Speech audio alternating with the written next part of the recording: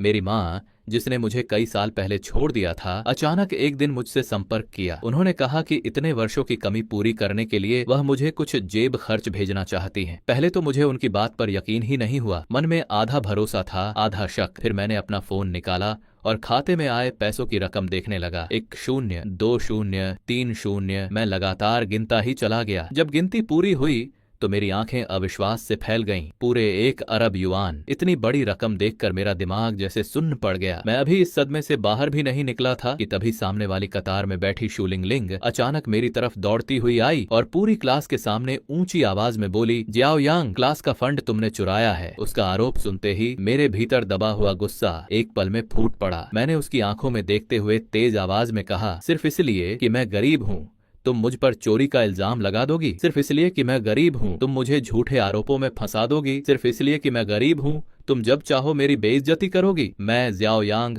भले ही गरीब हूँ, लेकिन मेरा जमीर अभी भी जिंदा है। मैं भूखा रहना पसंद करूंगा, ठंड में कांपना भी सह लूंगा, लेकिन इतनी घटिया हरकत कभी नहीं करूंगा। मेरी बात सुनकर पूरी क्लास जैसे स्तब्ध रह गई। सबकी नजरों में मैं हमेशा शांत, सीधा और ईमानदार लड़का था। किसी ने मुझे पहले कभी इस तरह गुस्से में नहीं देखा था। कुछ पल के लिए पूरे कमरे में सन्नाटा छा गया। कई छात्र एक दूसरे का चेहरा देखने लगे। किसी को समझ नहीं आ रहा था कि क्या कहा जाए। थोड़ी देर बाद कुछ सहपाठी मेरे पक्ष में बोलने लगे। एक लड़के ने कहा, हाँ, लेकिन जियाओ यांग ने आज तक कभी कोई गलत काम नहीं किया, वो चोरी करेगा ऐसा नहीं लगता। दूसरे ने कहा, शूलिंग लिंग, एक बार फिर ठीक से देख लो, शायद तुमने कहीं और रख दिया हो।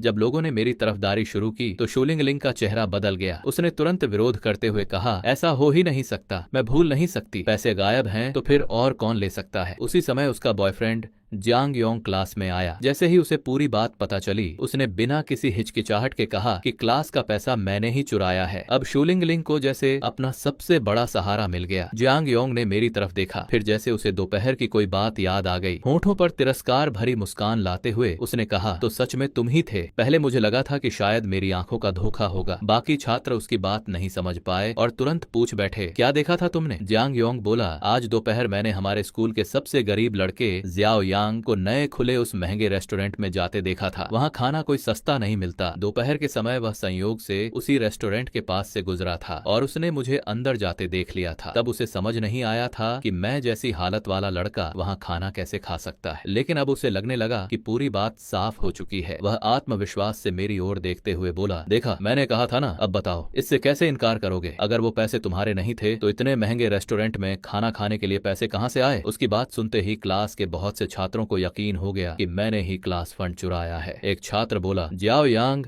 तुम्हें ऐसा नहीं करना चाहिए था। दूसरे ने कहा, अगर तुम्हें पैसों की जरूरत थी तो हमसे कह देते, चोरी करना कोई हल नहीं है। तीसरे ने समझाते हुए कहा, अभी भी समय है, पैसे वापस कर दो, नहीं तो बात बहुत बिगड़ जाएगी। मैंने सबकी तरफ देखते हुए दृढ़ आवाज में कहा, हाँ, मैं आज दोपहर उस रेस्टोरेंट में गया था, लेकिन मैंने अपने पैसों से खाना खाया था, उसका क्लास फंड से कोई संबंध नहीं है। शूलिंग लिंग तुरंत बोली, अगर अपने पैसे थे तो बताओ वो पैसे आए कहाँ से? तुमने क्लास का पैसा चुराया है। मैंने भौहें सिकोड़ते हुए कहा, मेरे पैसे कहाँ से आए? इससे तुम्हारा क्या लेना देना? शूलिंग लिंग, तुम जरूरत से ज्यादा दखल दे रही हो। इतना कहकर मैं वापस अपनी सीट पर जाकर बैठ गया। कुछ ही देर बाद दोपहर की पहली क्लास शुरू हुई और अध्यापिका लियानी कमरे में आई। वह अभी पढ़ाना शुरू भी नहीं कर पाई थी कि शूलिंग लिंग अचानक खड़ी हो गई। मैडम, मुझे कुछ कहना है। लियानी ने उसकी तरफ देखा। क्या बात है? शूलिंग लिंग ने तुरंत कहा, मैडम, क्लास का फंड गायब हो गया है और जियाओ यांग ने उसे चुरा लिया है। लियानी एकदम चौंक गईं। क्या? शूलिंग लिंग ने फिर पूरी कहानी दोहरा दी। उसने जियांग योंग द्वारा देखी गई बात भी बताई और ताना मारते हुए कहा, वो इतना गरीब है, आखिर उसके पास इतने पैसे आए कहां से कि इतने महंगे रेस्टोरेंट में खाना खा सके? मैंने शांत लेकिन दृढ़ स्वर में कहा, मैं जानता हूं आप सब क्या सोच रहे हैं। आप लोगों को लगता है कि मेरे जैसे गरीब लड़के के लिए वहां खाना खाना नामुमकिन है। लियानी भी जानती थी कि जिस रेस्टोरेंट की बात हो रही है वह स्कूल के आसपास की सबसे महंगी जगहों में से एक था। एक पल के लिए उनके मन में भी सवाल उठा कि आखिर मैं वहां खाना कैसे खा पाया? क्या मैंने अपनी बची हुई सारी जेब खर्च वहीं खर्च कर दी? लेकिन वह मेरे स्वभाव को भी अच्छी तरह जानती थी। मैंने तुरंत कहा, मैंने अपने ही पैसों से खाना खाया था, मैंने क्लास का कोई पैसा नहीं चुराया। क्या आपके पास कोई सबूत है जिससे साबित हो कि पैसे मैंने लिए हैं? लियानी जानती थी कि मेरे पास ज्यादा पैसे नहीं होते, लेकिन वह यह भी जानती थी कि मैं ऐसा इंसान नहीं हूँ जो चोरी करे। फिर भी शूलिंग लिंग पीछे हटने को तैयार नहीं थी। उसने तिरस्कार भरी मुस्कान के साथ कहा, अभी भी मानने को तैयार नहीं हो तो क्या तुम अपनी तलाशी देने की हिम्मत रखते हो? मैंने तुरंत जवाब दिया, तुम्हें किसने अधिकार दिया है कि मेरी तलाशी लो? वह व्यंग्य से मुस्कुराई। इतना घबरा क्यों रहे हो जाओ यांग? अगर तुमने चोरी नहीं की है तो डर किस बात का? मुझे तुम्हारी तलाशी लेने दो, इससे तुम्हारी बेगुनाही भी साबित हो जाएगी और मैडम को भी सच पता चल जाएगा। मेरे जवाब का इंतजार किए बिना उसने मेरे कपड़ों की तलाशी लेनी शुरू कर दी। काफी देर तक तलाशने के बाद भी उसे मेरे पास से एक भी पैसा नहीं मिला। ये देखकर लियानी ने राहत की एक लंबी सांस ली, लेकिन तभी शूलिंगलिंग अचानक बोली, जाहिर है इसके पास पैसे नहीं मिलेंगे, इसने कहीं और छिपा दिए होंगे। इतना कहते ही उसने मेरा स्कूल बैग छीन लिया और उसमें रखा सारा सामान जमीन पर उलट दिया। जैसे ही किताबें और बाकी सामान बाहर गिरा, उनमें से लाल नोटों की एक मोटी गड्डी भी फर्श पर दिखाई दी। शूलिंगलिंग ने फौरन वह गड्डी उठा ली और सबको दिखाने के लिए सिर के ऊपर लहराने लगी, मानो उसे डर हो कि कहीं कोई देख न पाए। मैं कुछ क्षणों के लिए बिल्कुल जड़ हो गया। फिर अचानक मुझे पिछली रात की बात याद आई। रात के खाने के बाद मैं बैंक गया था और अपने इस्तेमाल के लिए कुछ नकद पैसे निकाल लाया था। मेरे पास बटुआ नहीं था, इसलिए मैंने वे नोट एक किताब के बीच रखकर सीधे अपने बैग में डाल दिए थे। मैं ये बात पूरी तरह भूल चुका था। उसके हाथ में पैसे देखकर मैंने तुरंत कहा, ये मेरे पैसे हैं। शूलिंगलिंग ने मुझे घृणा भरी नजरों से देखा और ताना मारते हुए बोली, तुम्हारे पैसे? बताओ, तुम्हारे जैसे इंसान के पास इतने पैसे आए कहाँ से? पूरी क्लास जानती है कि तुम्हारी हालत कैसी है। अब जब रंगे हाथों पकड़े गए हो तो और क्या सफाई दोगे? पास खड़ी लियानी भी यह दृश्य देखकर स्तब्ध रह गईं। वह हमेशा जानती थीं कि मेरे पास कितने पैसे होते हैं, क्योंकि मेरी रोजमर्रा की जरूरतों के लिए मिलने वाला खर्च वही मुझे देती थीं। लेकिन पिछले 2 दिनों में मैंने टैक्सी और महंगे रेस्टोरेंट पर काफी पैसे खर्च किए थे, इसलिए उनके लिए यह समझ पाना बिल्कुल असंभव था कि आखिर मेरे पास इतनी बड़ी नकद रकम आई कहां से। मेरे पास अभी भी इतने पैसे बचे होने चाहिए थे। उसे कभी उम्मीद नहीं थी कि मेरे बैग में इतनी बड़ी रकम होगी। ये देखते ही उसके चेहरे का रंग बदल गया और उसकी आंखों में ठंडापन उतर आया। वह मेरी तरफ घूरते हुए बोली, अब और क्या सफाई देनी है? मैंने दांत भींचते हुए जवाब दिया, क्या आप सच में नहीं जानती कि मैं कैसा इंसान हूँ? लियानी मेरी क्लास टीचर थीं, लेकिन सिर्फ इतनी ही नहीं, वह कानूनी तौर पर मेरी पत्नी भी थीं। कई साल पहले मेरे माता पिता ने ली परिवार की बहुत बड़ी मदद की थी। उसी एहसान का बदला चुकाने के लिए ली परिवार ने अपनी बेटी की शादी जियाओ परिवार में तय कर दी थी। जैसे ही मैं बालिग हुआ, लियानी को मजबूर होकर मेरे साथ शादी का रजिस्ट्रेशन करवाना पड़ा। मेरे माता पिता के लापता होने के बाद से मैं हमेशा उन्हीं के साथ रह रहा था, लेकिन लियानी ने कभी भी इस रिश्ते को दिल से स्वीकार नहीं किया। वह कुछ कहती, उससे पहले ही कुछ सहपाठी भड़क उठे। एक छात्र बोला, जाओ यांग, तुम्हारी हिम्मत कैसे हुई टीचर ली को नाम लेकर बुलाने की? क्या तुम्हारा दिमाग खराब हो गया है? दूसरा बोला, तुम अपने आप को समझते क्या हो? टीचर ली भला कैसे जान सकती हैं कि तुम अंदर से कैसे इंसान हो? चेहरे देखकर किसी के दिल का पता नहीं चलता। एक और छात्र बोला, अब भी बहस कर रहे हो? टीचर को कैसे पता होगा कि तुम्हारा असली चेहरा क्या है? शूलिंगलिंग ने सिर हिलाया और ठंडी आवाज में कहा, मुझे तुमसे सचमुच बहुत निराशा हुई है। मैंने तुरंत कहा, मैंने पैसे नहीं चुराए। अचानक लियानी ने जोर से अपना हाथ पोडियम पर मारा और गुस्से में चिल्लाई, इतना सब होने के बाद भी तुम अपनी गलती मानने को तैयार नहीं हो? बाहर निकल जाओ, मेरे पास तुम्हारे जैसा छात्र नहीं हो सकता। अब मेरे पास अपनी बात साबित करने का कोई तरीका नहीं था। मैं चुपचाप क्लासरूम के बाहर जाकर खड़ा हो गया और पूरी क्लास खत्म होने तक वहीं अकेला खड़ा रहा। जैसे ही पीरियड खत्म हुआ, शूलिंगलिंग तिरस्कार भरे चेहरे के साथ दरवाजे तक आई। वह व्यंग्य से मुस्कुराते हुए बोली, कुछ लोग सच में एहसान फरामोश होते हैं, उन्हें मौका भी दिया जाता है, फिर भी अपनी गलती मानते ही नहीं। पास खड़े कुछ छात्र आपस में धीरे धीरे बातें करने लगे। अब तो मामला बहुत बिगड़ गया है, देखते हैं अब ये क्या करेगा। मैंने शूलिंगलिंग की तरफ देखकर दृढ़ स्वर में कहा, मैंने पैसे नहीं चुराए। वह आंखें घुमाते हुए हंस पड़ी। चोरी किसने की है ये तो सबको पता है। मैंने उसकी आंखों में देखते हुए कहा, तुम मेरा मजाक उड़ाओ, मुझे नीचा दिखाओ, लेकिन मेरे चरित्र पर कीचड़ मत उछालो। मेरी बात सुनकर शूलिंगलिंग जोर जोर से हंसने लगी। तुम और चरित्र? वह हंसी रोकते हुए बोली, ये तो आज का सबसे बड़ा मजाक है। इतना कहकर वह गर्व से सिर ऊंचा करके वहां से चली गई। मैंने अपनी मुट्ठी इतनी जोर से भींच ली कि पूरा शरीर गुस्से से कांपने लगा। अगर वह लड़की न होती तो शायद मैं उसी समय उसे एक जोरदार थप्पड़ मार देता। तभी पीछे से लियानी की आवाज आई, मेरे ऑफिस में आओ। शूलिंगलिंग के जाने के बाद मैं लियानी के पीछे पीछे उनके ऑफिस में चला गया। जैसे ही मैं अंदर पहुंचा, उन्होंने अपनी लेसन प्लान की फाइल पूरी ताकत से मेज पर दे मारी। धड़ाम। वह गुस्से से मुझे घूरते हुए बोली, जाओ यांग, मैंने कभी नहीं सोचा था कि तुम इतना गिरा हुआ काम करोगे। तुम्हें पता भी है चोरी का मतलब क्या होता है। मैंने तुरंत जवाब दिया, क्या आपको सच में लगता है कि मैं ऐसा इंसान हूँ? जिलियानी ने तीखी नजरों से मुझे देखते हुए कहा, तो फिर बताओ तुम्हारे पास इतने पैसे आए कहाँ से? मैंने शांत स्वर में उत्तर दिया, मुझे ये पैसे मिले थे। मेरे इतना कहते ही उनका चेहरा और भी सख्त हो गया। अब ये कहोगे कि पैसे भी मिले थे? वह ताना मारते हुए बोली, कल तुम्हें खाना मिल गया था और आज पैसे भी मिल गए। उन्होंने फिर से मेज पर जोर से हाथ पटका। ज़ियाओ यांग, क्या तुम्हें सच में लगता है कि मैं इतनी बेवकूफ हूँ? मैंने उनकी आंखों में देखते हुए कहा, बाकी लोग मुझ पर भरोसा नहीं करते, अब तो आप भी मुझ पर विश्वास नहीं करती। उन्होंने ठंडी आवाज में कहा, मैं तुम पर भरोसा क्यों करूँ? इतना सब होने के बाद भी तुम्हें अपनी गलती का एहसास नहीं है? मैं कैसे किसी ऐसे इंसान के साथ शादी का रिश्ता निभा सकती हूँ? जितना वह बोल रही थी उतना ही उनका गुस्सा बढ़ता जा रहा था। साफ महसूस हो रहा था कि जिस आदमी को वह चोर समझ रही थी उसके साथ शादीशुदा होने का विचार भी उन्हें घिन दिला रहा था। उनकी ये बातें सुनकर मेरा सब्र पूरी तरह टूट गया। मैं भी ऊंची आवाज में बोला, सिर्फ आपको ही गुस्सा नहीं आया है, मैं भी बेहद गुस्से में हूँ। इतना कहकर मैं दरवाजे की तरफ मुड़ गया। पीछे से उनकी तेज आवाज गूंजी, वहीं रुक जाओ। मैं रुक गया लेकिन पीछे मुड़कर नहीं देखा। ठंडी आवाज में मैंने कहा, अगर आपको मुझ पर भरोसा ही नहीं है तो अब मेरे पास कहने के लिए कुछ भी नहीं बचा। लियानी, मेरी एक बात हमेशा याद रखिए, मैं जियाओ यांग गरीब रहकर मर जाना पसंद करूंगा, लेकिन कभी ऐसी नीच हरकत नहीं करूंगा। इतना कहकर मैं बिना पीछे देखे ऑफिस से बाहर निकल गया। जैसे ही मैं बाहर आया, अंदर से अभी भी लियानी की गुस्से भरी आवाज सुनाई दे रही थी, अगर जाना है तो चले जाओ, ठीक है निकल जाओ यहाँ से। मैं भी अंदर से पूरी तरह टूट चुका था। इतने साल साथ रहने के बाद भी उन्होंने मुझ पर भरोसा नहीं किया। अगर ऐसा ही था तो अब उस घर में वापस जाने का कोई मतलब नहीं रह गया था। वैसे भी अब मेरे पास पैसे थे। शहर में एक नया घर खरीदना मेरे लिए कोई बड़ी बात नहीं थी। मैं वहाँ से अलग होकर अपनी जिंदगी अपने तरीके से जी सकता था और हमेशा के लिए लियानी की निगरानी से बाहर निकल सकता था। ये सोचते ही मेरे मन का बोझ जैसे हल्का हो गया। मैंने उसी पल फैसला कर लिया, आज ही मैं वह घर छोड़ दूंगा। स्कूल से निकलने के बाद मैंने एक टैक्सी रोकी और सीधे शहर की सबसे आलीशान रिहायशी कॉलोनी के सेल्स ऑफिस की ओर निकल पड़ा। जैसे ही मैं अंदर दाखिल हुआ, वहां बैठे कई सेल्स एग्जीक्यूटिव आदतन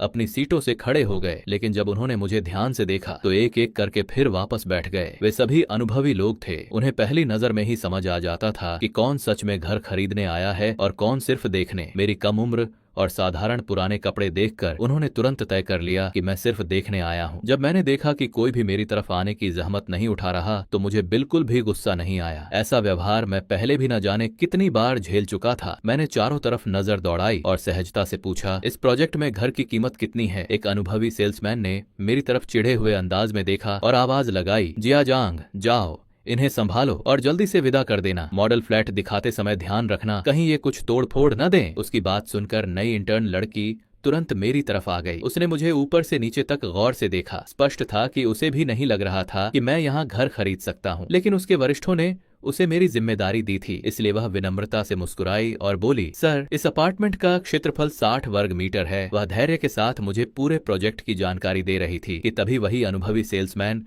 अचानक उत्साह से चमक उठा। उसके चेहरे पर तुरंत चापलूसी भरी मुस्कान फैल गई और वह लगभग दौड़ते हुए मुख्य दरवाजे की ओर गया। मैंने उत्सुकता से पीछे मुड़कर देखा। एक बेहद स्टाइलिश युवा अंदर आ रहा था। उसके बाल करीने से पीछे की ओर सेट थे, कपड़े बेहद महंगे और व्यक्तित्व आत्मविश्वास से भरा हुआ था। उसे देखते ही मुझे लगा कि मैंने उसे कहीं पहले देखा है। चेहरा बेहद परिचित लग रहा था, लेकिन मुझे याद नहीं आ रहा था कि वह कौन है। उधर सेल्समैन तेजी से उसके पास पहुंचा और झुकते हुए उत्साह से बोला, यंग मास्टर जो, आप आ गए।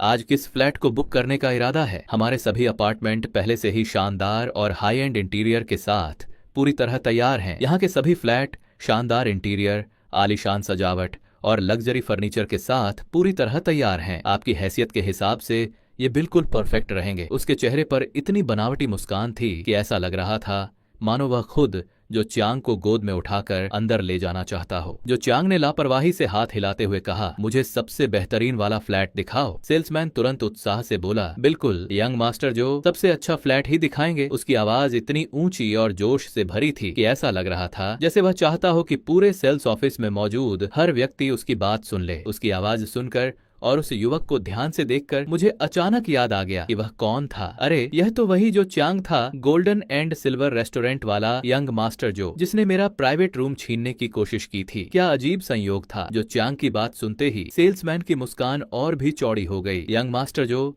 आपने बिल्कुल सही जगह चुनी है। वह तुरंत बड़े आदर के साथ उन्हें लॉबी के अंदर ले गया। पहले उन्हें पानी पिलाया, फिर कुछ देर हंसते बोलते उनकी खातिरदारी की। थोड़ी ही देर में उसका उत्साह पहले से भी ज्यादा बढ़ गया। स्पष्ट था कि अब तक वह जो चियांग की पहचान और उनकी आर्थिक हैसियत पूरी तरह समझ चुका था। उधर जो चियांग को अब भी पिछले दिन गोल्डन एंड सिल्वर रेस्टोरेंट की घटना याद थी। उस दिन मैनेजर के व्यवहार ने उसे बुरी तरह अपमानित महसूस कराया था। एक अमीर घराने का बेटा होने के बावजूद उसके साथ एक साधारण गरीब लड़के से भी बदतर व्यवहार किया गया था। लेकिन आज स्थिति बिल्कुल अलग थी। यह अनुभवी सेल्समैन उसकी हर छोटी बड़ी जरूरत का ध्यान रख रहा था। इस शानदार व्यवहार ने उसके घायल अहंकार को काफी हद तक सुकून पहुंचा दिया। उसने फिर कहा, मुझे सबसे अच्छा फ्लैट दिखाओ। यह सुनकर सेल्समैन मन ही मन खुशी से झूम उठा। उसे लगने लगा कि लाखों की डील पर मिलने वाला भारी कमीशन अब लगभग उसकी जेब में आ चुका है। वह मुस्कुराते हुए बोला, जरूर यंग मास्टर जो, कृपया मेरे साथ आइए। जिस फ्लैट में आपकी रुचि है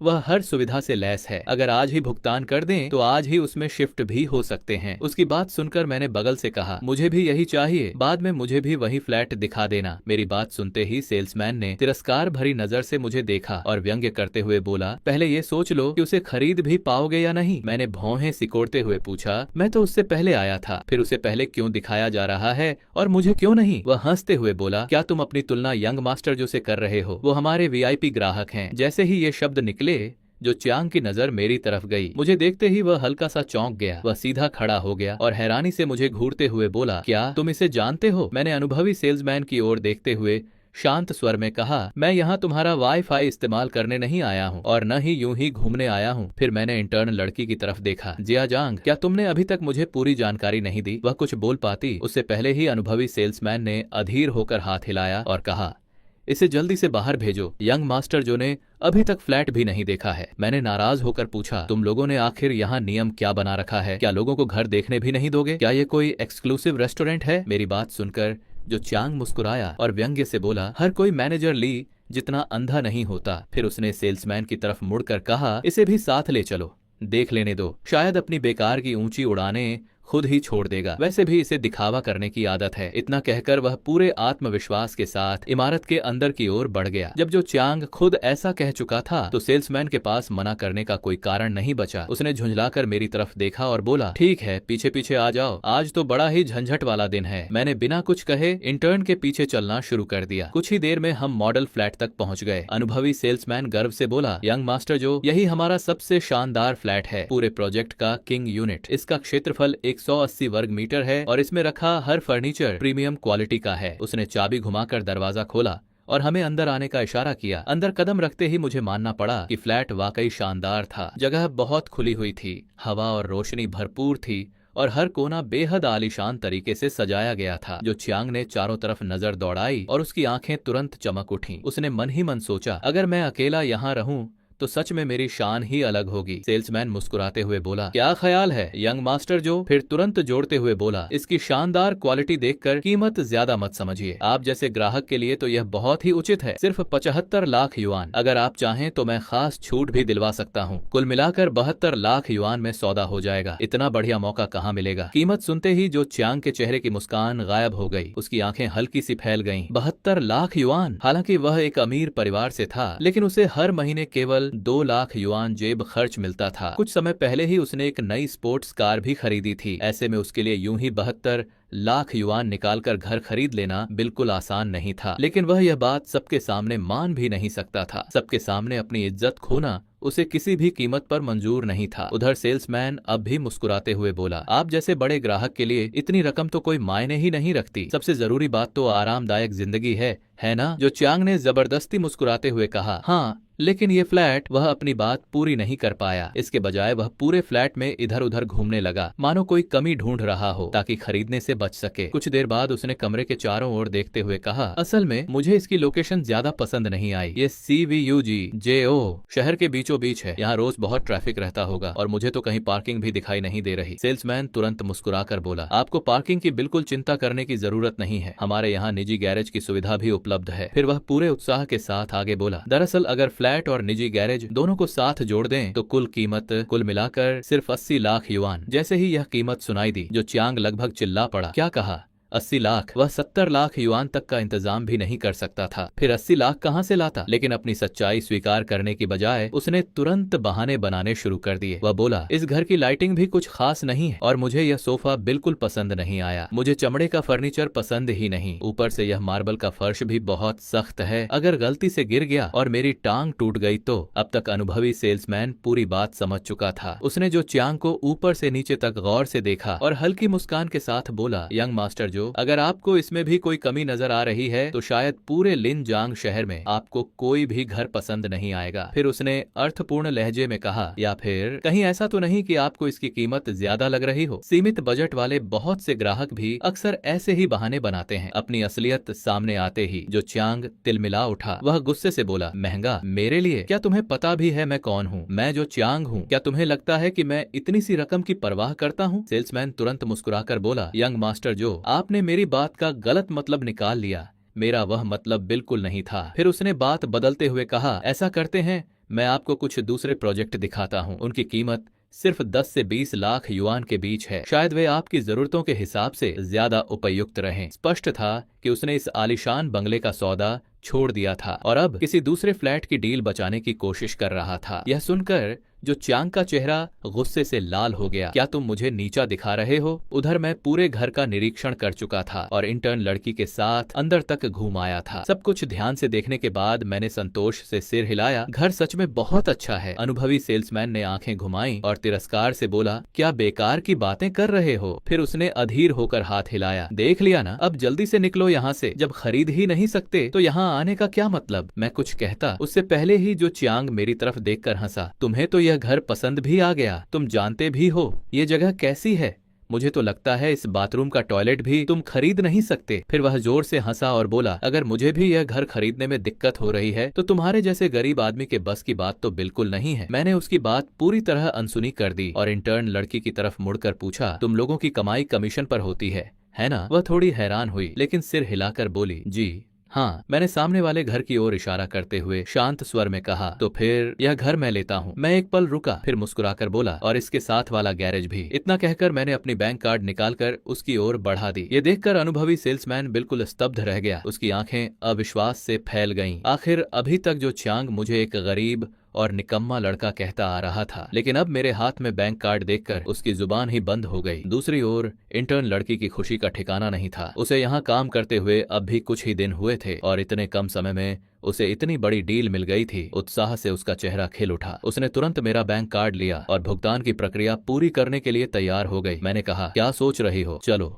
भुगतान करवा दो। वह बार बार सिर हिलाती हुई मेरे साथ जल्दी जल्दी बाहर चली गई। हमारे पीछे खड़ा जो चियांग तिरस्कार से हंसते हुए बोला, तुम लोग सच में इसे कोई बड़ा आदमी समझ रहे हो? अगर इसने सच में यह घर खरीद लिया तो मैं मान लूंगा कि मेरी सोच गलत थी। कुछ देर बाद मैं इंटर्न लड़की के साथ वापस लौटा। जो चियांग और अनुभवी सेल्समैन अभी भी वहीं खड़े थे। मैंने बिल्कुल शांत स्वर में कहा, तुम लोग अभी तक यहीं हो? अब यह घर मेरा है, तुम्हें यहाँ से चले जाना चाहिए। जो चियांग अविश्वास से चिल्लाया, नामुमकिन, इस घर की कीमत 70 लाख युआन से भी ज्यादा है। तुम इसे कैसे खरीद सकते हो? उसी समय इंटर्न लड़की आदर पूर्वक कुछ दस्तावेज मेरी ओर बढ़ाते हुए बोली, सर, यह आपके घर की खरीद का अनुबंध है, कृपया इसे संभाल कर रखिए। मैंने उसके हाथ से अनुबंध और भुगतान की रसीदें ले ली। जैसे ही जो चियांग की नजर उन कागजों पर पड़ी, वह पूरी तरह जड़ हो गया। वह बुदबुदाया, क्या इसने सच में खरीद लिया? 70 लाख युआन से भी ज्यादा की रकम। इतने पैसे तो खुद जो चियांग भी एक साथ नहीं निकाल सकता था। उसे यह भी अच्छी तरह पता था कि उसके पिता के लिए भी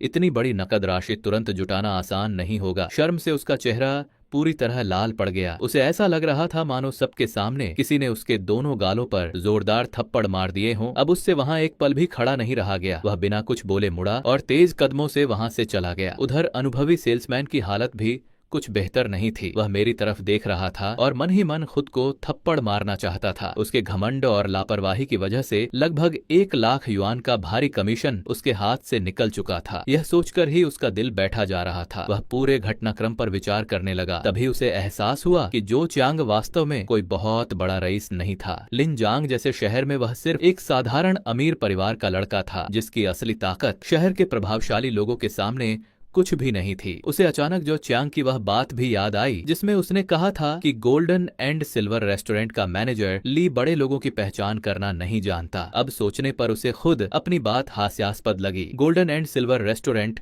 शहर के सबसे प्रतिष्ठित स्थानों में से एक था। वहां का मैनेजर भला महत्वपूर्ण लोगों को पहचानने में कैसे गलती कर सकता था। ज्यादा संभावना तो यही थी कि जो च्यांग की हैसियत ही इतनी नहीं थी कि उसका सामना सचमुच के बड़े लोगों से हुआ हो। मैनेजर ली की तुलना में उसे अचानक महसूस हुआ कि अनुभव के मामले में वह खुद अभी बहुत छोटा था। सबके चले जाने के बाद मैं अपने नए घर के सोफे पर आकर बैठ गया। पूरा दिन जैसे शरीर और मन को निचोड़ चुका था। थकान की एक गहरी लहर मेरे ऊपर छा गई, लेकिन उसी के साथ पूरे दिन में पहली बार मुझे थोड़ा सुकून भी महसूस हुआ। कुछ देर बाद मेरे फोन पर कॉल आया। मुझे बताया गया कि आज मेरे चाचा का जन्मदिन है और उनके सम्मान में गोल्डन एंड सिल्वर रेस्टोरेंट में दावत रखी गई है। मैंने तुरंत एक टैक्सी ली और वहां के लिए निकल पड़ा। जब मैं रेस्टोरेंट के बाहर पहुंचा तो देखा कि लियानी पहले से ही प्रवेश द्वार पर खड़ी मेरा इंतजार कर रही थी। जैसे ही उन्होंने मुझे टैक्सी से उतरते देखा, उनका चेहरा तुरंत कठोर हो गया। उन्होंने ठंडी आवाज में कहा, फिर टैक्सी से आए हो? तुम सचमुच किसी उम्मीद के लायक नहीं हो। जाओ यांग, मेरी बात ध्यान से सुन लो। मैं हमेशा तुम्हारी गलतियों पर पर्दा नहीं डाल सकती। मैं तुम्हारी चोरी को हमेशा छिपाती नहीं रह सकती। तुम चाहे जितनी बार कहते रहो कि तुमने पैसे नहीं चुराए, उससे कोई फर्क नहीं पड़ता। इस जिंदगी में तुम कभी कुछ हासिल नहीं कर पाओगे। मैंने उनकी तरफ शांत नजरों से देखा और धीमे स्वर में कहा, जरूरी नहीं कि आपकी बात सच ही हो।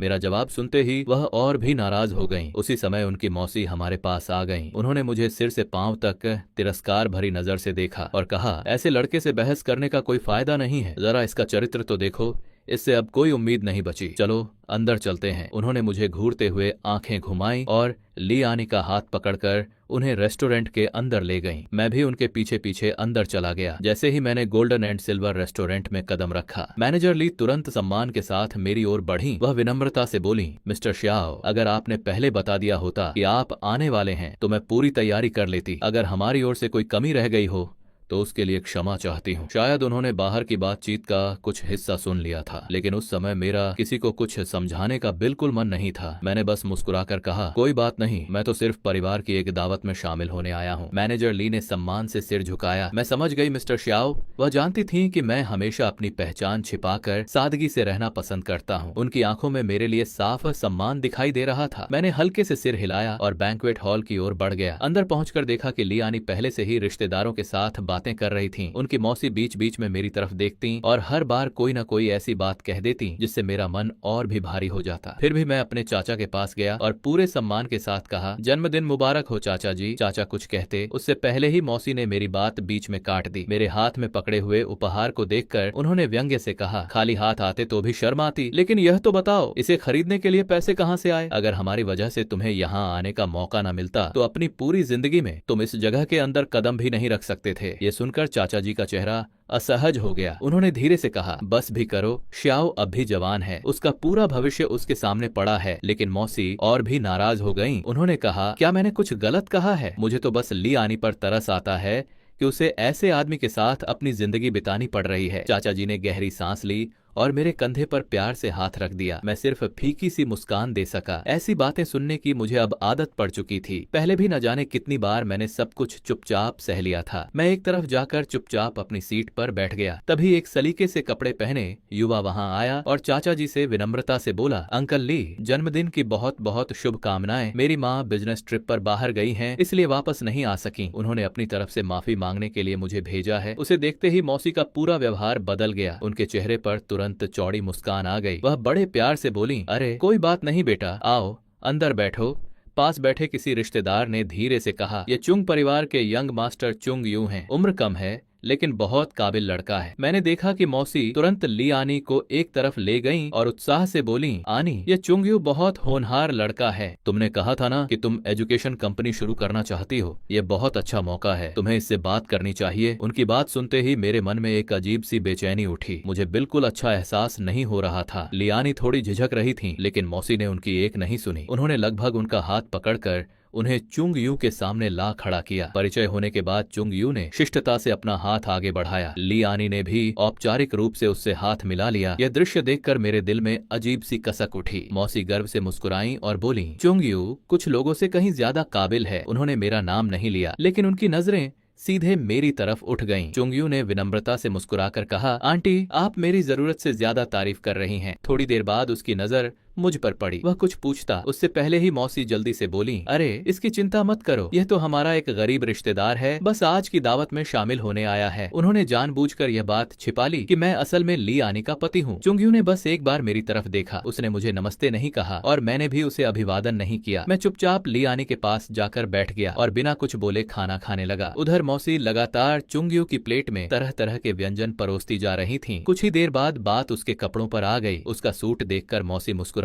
और बोली, चुंगयू, तुम्हारा सूट तो बहुत शानदार लग रहा है। चुंगयू ने मुस्कुराकर जवाब दिया, यह विदेश में खास ऑर्डर देकर सिलवाया गया है। फिर उसने सहजता से कहा, आंटी, अगर आपको पसंद है तो अंकल का नाप बता दीजिए, अगली बार मैं उनके लिए भी कुछ सूट बनवा दूंगा। यह सुनकर मौसी की खुशी का ठिकाना नहीं रहा। उन्होंने तुरंत लियानी की तरफ देखकर कहा, आनी, तुम्हें तो अपने अंकल का नाप पता है ना? चुंगयू, तुम इसे वीचैट पर मैसेज कर देना। चुंगयू ने तुरंत अपना मोबाइल निकाला और मुस्कुराते हुए बोला, कोई बात नहीं, कुछ सूट ही तो हैं। वैसे भी आज मैं जन्मदिन का कोई खास तोहफा तैयार नहीं कर पाया, इसे ही मेरी तरफ से छोटा सा उपहार समझ लीजिए। जब मैंने उसे लियानी के साथ वीचैट पर संपर्क साझा करते देखा तो मेरे दिल में फिर वही बेचैनी उठी। मुझे पता था कि उन्होंने कोई गलत काम नहीं किया था, फिर भी न जाने क्यों मेरे सीने में जलन सी महसूस हुई। मौसी ने तुरंत मेरे चेहरे के भाव पढ़ लिए। वह व्यंग्य से मुस्कुराई और बोली, क्या हुआ, थोड़ी सी जलन हो रही है? ज्यादा सपने मत देखा करो। उसी समय चुंगयू ने मेरी तरफ देखा और सहजता से पूछा, वैसे तुम कहाँ काम करते हो? मैं जवाब देता उससे पहले ही मौसी बीच में बोल पड़ी, अरे यह तो अभी एक गरीब छात्र है, इसके पास भला कोई बड़ा सपना या भविष्य कहाँ है? चुंगयू हल्का सा मुस्कुराया और बोला, ऐसा करते हैं, जब तुम्हारी पढ़ाई पूरी हो जाए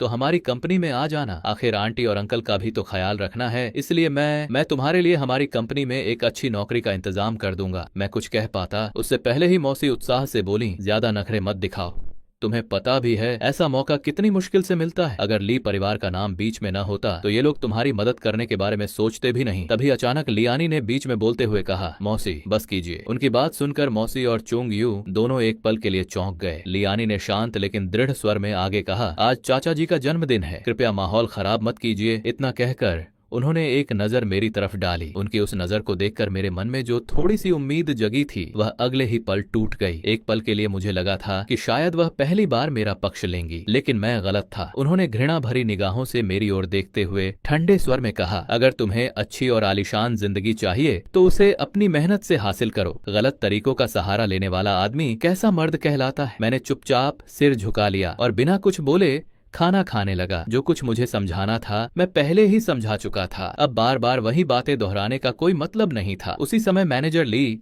अचानक हमारी मेज के पास आए। उन्होंने मेरी तरफ देखते हुए कहा, मिस्टर श्याओ, पिछली बार आपने हमारी जो मदद की थी उसका पूरा भुगतान अभी तक नहीं हो पाया था, यह उसकी बाकी बची हुई रकम है। इतना कहकर उन्होंने मेरे सामने नोटों की एक मोटी गड्डी रख दी। मैं हल्का सा मुस्कुराया और पूछा, कौन सा भुगतान? मेज पर बैठे सभी लोगों की नजरें तुरंत हमारी ओर उठ गईं। सबके चेहरे पर उत्सुकता साफ दिखाई दे रही थी। मैनेजर ली मुस्कुराकर बोले, पिछली बार जब आप आए थे तब मैं आपको सिर्फ आधी रकम दे पाया था, याद है ना? इतना कहते हुए उन्होंने मुझे हल्के से आंख मारी। मैं तुरंत समझ गया कि वह मेरी इज्जत बचाने की कोशिश कर रहे थे, लेकिन अफसोस मौसी ने पूरी बात का बिल्कुल उल्टा मतलब निकाल लिया। उन्होंने मेरी तरफ देखकर व्यंग्य से कहा, अभी थोड़ी देर पहले चुंगयू तुम्हें एक ढंग की नौकरी दिलाने की बात कर रहा था और अब पता चल रहा है कि तुम तो इस रेस्टोरेंट में वेटर का काम करते हो। सच में कितने निकम्मे हो तुम। चुंगयू भी हल्का सा मुस्कुराया और बोला, कोई बात नहीं, काम तो काम होता है। ऐसा करो श्याओयांग, अगर काम करते करते थक जाओ तो यहाँ आकर खाना खा लिया करना, बिल मेरे खाते में लिख देना। इतना कहकर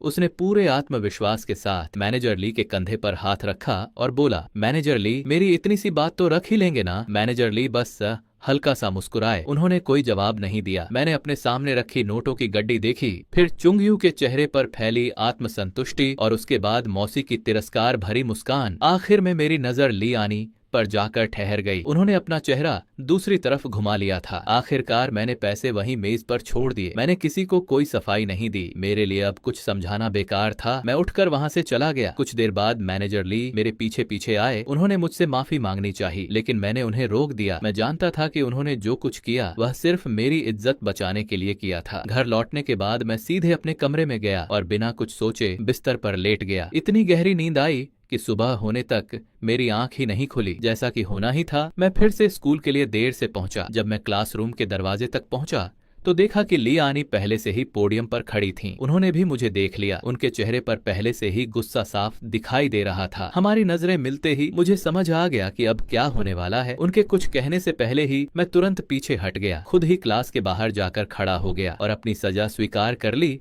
इतना ही नहीं, मैंने बाहर निकलते समय दरवाजा भी धीरे से बंद कर दिया। दीवार से टिककर मैंने लंबी सांस छोड़ी। कम से कम उनके पहले गुस्से के विस्फोट से तो बच गया। तभी धड़ाम, क्लासरूम के अंदर से जोरदार आवाज आई। लियानी ने गुस्से में अपनी लेसन प्लान की फाइल पूरी ताकत से पोडियम पर पटक दी थी। आवाज इतनी तेज थी कि बाहर खड़े खड़े भी मैं चौंक गया। ऐसा लग रहा था कि पिछले कुछ दिनों से उनका गुस्सा लगातार बढ़ता ही जा रहा था। पीरियड खत्म होने के बाद मैं जल्दी से वापस अपनी सीट पर जाकर बैठ गया। मैं अभी ठीक से बैठा भी नहीं था कि शूलिंगलिंग अपने हमेशा वाले घमंडी अंदाज में मेरे सामने आकर खड़ी हो गई। वह तिरस्कार से मुस्कुराई और बोली, जियाओ यांग, तुम्हारे अंदर अभी भी स्कूल आने की हिम्मत है? अगर मैंने तुम्हारी जैसी हरकत की होती तो शर्म के मारे किसी को अपना चेहरा भी नहीं दिखाती। तभी जियांग योंग भी उसकी बात में शामिल हो गया। वह बोला, बिल्कुल सही, क्लास का पैसा उड़ाकर खुद महंगे रेस्टोरेंट में खाना खाया और अब ऐसे घूम रहा है जैसे कुछ हुआ ही नहीं। सच में शर्म नाम की कोई चीज नहीं है। शूलिंगलिंग ने सिर हिलाकर कहा, हम लोगों की चमड़ी इसकी तरह मोटी नहीं है। अब मुझसे भी चुप नहीं रहा गया। मैंने गुस्से में कहा, तुम दोनों बेकार की बातें करना बंद करो। जियांग योंग हंसते हुए बोला, क्यों? जब करने की हिम्मत थी तो अब लोगों की बातें सुनने से डर क्यों लग रहा है? उसी समय बाहर अचानक कुछ हलचल हुई। थोड़ी ही देर बाद लियानी वापस क्लासरूम में आ गईं। उनकी आवाज गूंजते ही पूरी क्लास शांत हो गई। उन्होंने सीधे शूलिंगलिंग की तरफ देखा और गंभीर स्वर में पूछा, शूलिंगलिंग, क्या तुम्हें पूरा यकीन है कि क्लास का पैसा जियाओ यांग ने ही लिया था? शूलिंगलिंग ने बिना एक पल सोचे आत्मविश्वास से जवाब दिया, जी मैडम, मुझे पूरा विश्वास है कि पैसे जियाओ यांग ने ही लिए हैं। जियांग योंग भी तुरंत बोला, हाँ मैडम, जब तक ऐसा इंसान हमारी क्लास में रहेगा हम लोग पढ़ाई पर ध्यान कैसे लगा पाएंगे? लियानी की भौहें सिकुड़ गईं। उन्होंने ऊंची आवाज में फिर पूछा, शूलिंगलिंग, मैं आखिरी बार पूछ रही हूँ, कहीं ऐसा तो नहीं कि तुमने खुद क्लास फंड कहीं रख दिया हो और फिर भूल गई हो? शूलिंगलिंग हैरानी से उन्हें देखने लगी। वह तुरंत बोली, मैडम, आपका मतलब क्या है? मुझे पूरा यकीन है कि पैसे जियाओ यांग ने ही लिए हैं और कोई हो ही नहीं सकता। अचानक लियानी ने जोर से मेज पर हाथ मारा। पूरी क्लास एक पल में शांत हो गई, यहाँ तक कि मेरा दिल भी एक पल के लिए धड़कना भूल गया। मुझे बिल्कुल समझ नहीं आ रहा था कि आज उन्हें इतना गुस्सा क्यों आ रहा है। उन्होंने पूरी क्लास पर नजर डालते हुए ठंडे स्वर में कहा, क्या मैंने तुम सबको पहले ही नहीं कहा था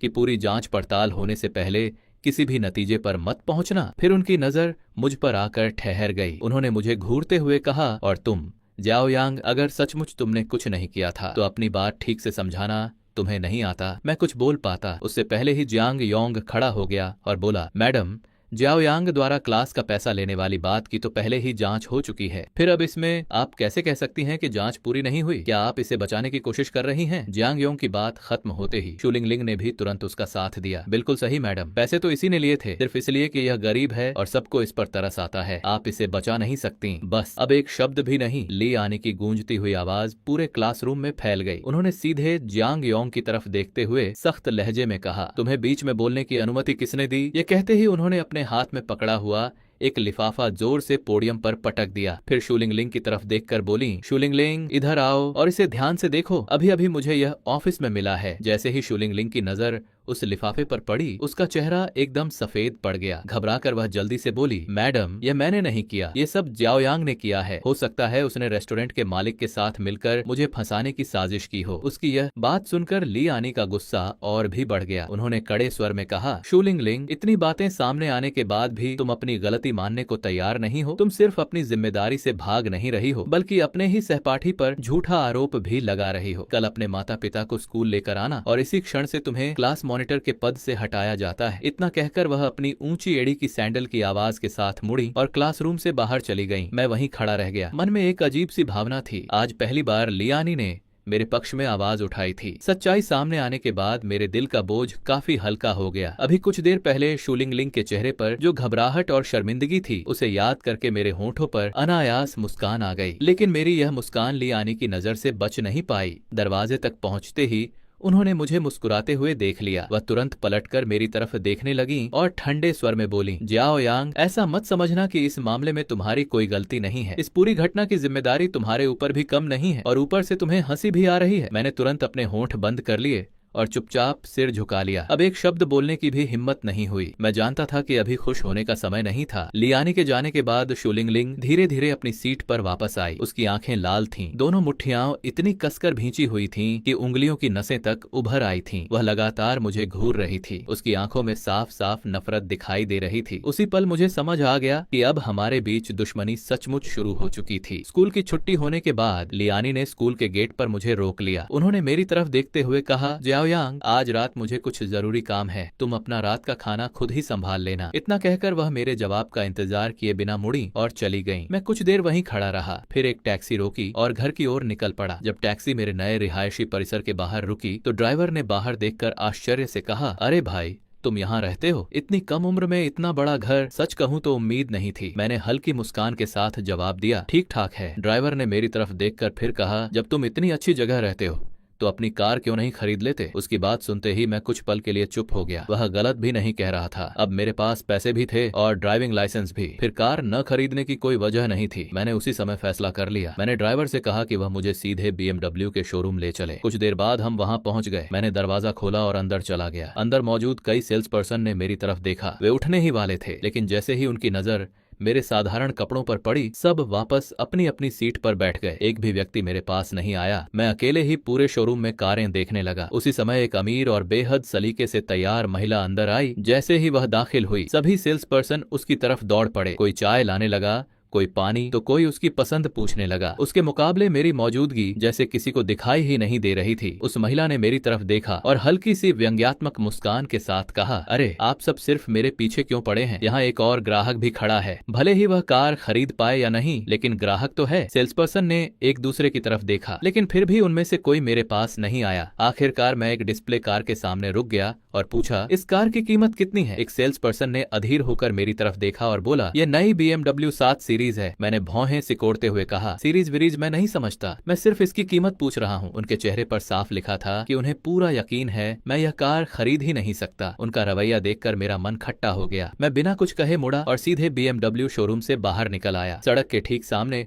रोल्स रॉयस का शोरूम था। मैं बिना एक पल रुके सीधे उसी तरफ बढ़ गया। अगली सुबह मैं अपनी नई खरीदी हुई कार लेकर स्कूल पहुंचा, लेकिन लोगों का ध्यान अपनी ओर खींचना मुझे पसंद नहीं था। इसलिए मैंने कार स्कूल से थोड़ी दूर एक रेस्टोरेंट के पास पार्क कर दी। जब मैं क्लास में पहुंचा तब तक बहुत कम छात्र आए थे। समय काटने के लिए मैंने मोबाइल निकाला और वीचैट मोमेंट्स देखने लगा। तभी अचानक शुलिंगलिंग की एक पोस्ट मेरी नजर में आई। उस पोस्ट में दिखाई दे रही कार मुझे कुछ जानी पहचानी लगी। मैंने तस्वीर को झूम करके ध्यान से देखा। अगले ही पल मैं स्तब्ध रह गया। वह तो मेरी रोल्स रॉयस फैंटम थी, वही कार जिसे मैंने कल ही खरीदा था। तस्वीर के नीचे उसने कैप्शन लिखा था, पापा की नई कार बुरी नहीं है। यह पढ़कर मुझे समझ ही नहीं आया कि हंसू या रोऊं। मैं कब से उसका पिता बन गया। धीरे धीरे बाकी सहपाठी भी क्लास में आने लगे। जैसे ही उन्होंने शुलिंगलिंग की पोस्ट देखी, कई लोग तुरंत उसके आसपास इकट्ठा हो गए। एक सहपाठी उत्साहित होकर बोला, लिंगलिंग, तुम्हारे पापा ने सच में रोल्स रॉयस फैंटम खरीद ली? तुम्हारे घर वाले आखिर करते क्या हैं? मुझे तो याद है पहले तुम्हारे पापा BMW चलाते थे। ये तो बहुत बड़ा अपग्रेड है। दूसरा छात्र तुरंत बोला, हाँ, मैंने सुना है कि फैंटम बहुत महंगी होती है और यह तो सबसे नया मॉडल लग रहा है। इसकी कीमत तो करोड़ों में होगी। सबकी तारीफें सुनकर शुलिंगलिंग मन ही मन बेहद खुश हो रही थी। हालांकि बाहर से उसने खुद को शांत दिखाने की कोशिश की। वह सहजता से बोली, बस कुछ मिलियन युआन की ही तो है। शायद मेरे पापा को ऐसी कारें पसंद हैं। असलियत यह थी कि उसी सुबह बस का इंतजार करते समय उसने सड़क के दूसरी तरफ मेरी रोल्स रॉयस फैंटम खड़ी देख ली थी। जब उसे वहां कोई दिखाई नहीं दिया तो उसने चुपके से उसकी कई तस्वीरें खींच लीं। कल क्लास में हुई बेइज्जती के बाद वह आज किसी भी तरह अपनी खोई हुई इज्जत वापस पाना चाहती थी। फिर उसने घमंड से मेरी तरफ देखा और तिरस्कार भरी आवाज में कहा, जलने से कुछ नहीं होगा। तुम्हारी किस्मत में तो पूरी जिंदगी सेकंड हैंड जेट्टा चलाना ही लिखा है। इतना कहकर उसने अपना बैग जोर से मेज पर पटका, अपनी सीट पर बैठ गई और मेरी तरफ व्यंग्य भरी मुस्कान के साथ देखने लगी। और जियाओयांग, सिर्फ इसलिए खुद को बहुत बड़ा मत समझना कि टीचर ली तुम्हारा साथ दे रही हैं। हमारे बीच का हिसाब अभी खत्म नहीं हुआ है। मैंने उसकी बातों पर बिल्कुल ध्यान नहीं दिया। मेरा पूरा ध्यान तो उस अजीब बात पर अटका हुआ था कि आखिर वह अचानक मेरी रोल्स रॉयस को अपने पिता की कार कैसे बताने लगी। जितना मैं इस बारे में सोचता उतनी ही हंसी आती। तभी अचानक क्लासरूम के दरवाजे से एक गंभीर आवाज सुनाई दी, तुम लोगों में जियाओयांग कौन है? दरवाजे पर स्कूल के एकेडमिक अफेयर्स डायरेक्टर खड़े थे। मैं हल्का सा चिढ़ गया, फिर अपनी सीट से उठकर बाहर चला गया। मैं मन ही मन सोच रहा था, डायरेक्टर साहब को मुझसे क्या काम हो सकता है। उन्होंने मुझे ऊपर से नीचे तक ऐसे देखा जैसे मैं कोई परेशानी खड़ी करने वाला छात्र हूँ। फिर बिना कुछ कहे मुझे सीधे ली आनी के ऑफिस की ओर ले गए। ऑफिस में पहुंचते ही मैंने देखा कि ली आनी पहले से वहां बैठी थी। उसी समय शू जांग हुआ ने मुझे डायरेक्टर के साथ अंदर आते देखा। उन्होंने भौहें सिकोड़ ली और मुझे सिर से पांव तक घूरने लगे, मानो सोच रहे हो कि इस बार मैंने कौन सी नई मुसीबत खड़ी कर दी है। शू जांग हुआ शूलिंग लिंग के दूसरे चाचा थे। उन्हीं की सिफारिश से शूलिंग लिंग का इस स्कूल में दाखिला हुआ था। उन्हें देखते ही मैं समझ गया कि वह आज अपनी भतीजी का पक्ष लेने आए हैं। ऑफिस के अंदर ली आनी अपनी कुर्सी पर बैठी थी, जबकि शू जांग हुआ उनके सामने कठोर चेहरे के साथ खड़े थे। उन्होंने ली आनी की तरफ देखते हुए कहा, सुना है कि आप ज्याओ यांग का पक्ष ले रही हैं और ऊपर से शूलिंग लिंग के माता पिता को भी बुलाना चाहती हैं। मैं उसका चाचा हूँ, आखिर यहाँ चल क्या रहा है? ली आनी ने शांत स्वर में जवाब दिया, डायरेक्टर शू, मैं ज्याओ यांग का पक्ष नहीं ले रही हूँ। क्लास फंड वास्तव में शूलिंग लिंग की लापरवाही से खोया था। जरूरत पड़ी तो हम रेस्टोरेंट के मालिक को बुलाकर भी इस बात की पुष्टि करवा सकते हैं। लेकिन उनकी बात पूरी होने से पहले ही शू जांग हुआ ने बीच में टोक दिया, टीचर ली, अगर आप उसका पक्ष नहीं ले रही तो फिर ऐसी बातें फैल कैसे रही हैं? एक अध्यापिका होने के नाते आपको निष्पक्ष रहना चाहिए। उनके व्यवहार से साफ था कि उन्हें सच्चाई में कोई दिलचस्पी नहीं थी। वह सिर्फ ली आनी पर दबाव डालना चाहते थे। इसके बाद उन्होंने उंगली उठाकर मेरी तरफ इशारा किया और बोले, यह ज्याओ यांग आपका छात्र है, जरा इसे देखिए, क्या यह किसी आदर्श छात्र जैसा लगता है? इसके अंक इतने खराब हैं कि पूरी कक्षा का औसत गिर जाता है। आपने कभी इसके अभिभावकों से बात क्यों नहीं की? बोलते बोलते उनकी आवाज और ऊंची होती चली गई। ली आनी कुछ कहना चाहती थी। उन्होंने धीरे से कहा, जाओ यांग वह, लेकिन उनकी बात फिर बीच में ही काट दी गई। शू जांगहुआ ने सख्त लहजे में कहा, आप बार बार कह रही हैं कि आप इसका पक्ष नहीं ले रही। अगर आपका यही रवैया रहा तो इस साल होने वाले टीचर इवैल्यूएशन में हिस्सा लेने की उम्मीद छोड़ दीजिए। ये सीधी और बेहद कठोर धमकी थी। मैं अच्छी तरह जानता था कि वह मूल्यांकन ले आने के लिए कितना महत्वपूर्ण था। उन्होंने लगभग 6 महीने तक उसकी तैयारी की थी। उनकी हल्की सी लाल हुई आंखें देखकर मेरे भीतर बेचैनी भर गई। चाहे हमारे रिश्ते जैसे भी हों, वह मेरी पत्नी थी। उन्हें इस तरह अपमानित होते देख मेरा दिल गुस्से से भर उठा। लेकिन शू जांगहुआ यही नहीं रुके। उन्होंने मेरी तरफ देखते हुए कहा, और तुम जाओ यांग, सिर्फ इसलिए कि तुम्हारा परिवार गरीब है, इसका मतलब यह नहीं कि पूरी दुनिया तुम पर तरस खाए। तुम यहाँ पढ़ने आए हो, लोगों की सहानुभूति बटोरने नहीं। उन्होंने काफी देर तक हमें डांटा और भाषण देते रहे, फिर आखिरकार ऑफिस से बाहर निकल गए। उनके जाते ही कमरे में सन्नाटा छा गया। लियानी ने थके हुए अंदाज में अपना माथा दबाया। वह बेहद थकी हुई लग रही थी। कुछ क्षण बाद उन्होंने मेरी तरफ देखा और बोली, डायरेक्टर तो जा चुके हैं, तुम अब भी यहीं क्यों खड़े हो? अगर तुम्हारे अंक अच्छे होते तो क्या इतनी सारी परेशानियां खड़ी होती? इतना कहकर उन्होंने मुझे वापस क्लास में जाने का इशारा किया। मैं कुछ कहना चाहता था, लेकिन आखिर में चुप ही रहा और बाहर निकल गया। स्कूल की छुट्टी होने के बाद मैंने सोचा था कि आज मैं उनका इंतजार करूंगा, उनके साथ घर जाऊंगा। आज जो कुछ उनके साथ हुआ था उसके बाद मैं उन्हें थोड़ा दिलासा देना चाहता था, लेकिन अफसोस वह मेरे पहुंचने से पहले ही जा चुकी थी। मेरे पास करने को कुछ नहीं बचा था, इसलिए मैं अपनी कार लेने चला गया। मैं अभी कार में बैठा ही था कि मेरा फोन बज उठा। कॉल एलीट रेस्टोरेंट की महिला मैनेजर ली चांगली का था। उन्होंने विनम्र स्वर में कहा, मिस्टर श्याओ, मैं ली चांगली बोल रही हूँ। आज हमारे रेस्टोरेंट में विदेश से आए बेहतरीन क्वालिटी के कुछ खास इंपोर्टेड इंग्रेडिएंट्स पहुंचे हैं। मैंने उनमें से कुछ खास तौर पर आपके लिए अलग रख दिए हैं। क्या आज आपके पास समय है? हमने अपनी नई सिग्नेचर डिश भी लॉन्च की है। अभी तक किसी और ने उसका स्वाद नहीं चखा। हम सब आपका इंतजार कर रहे हैं।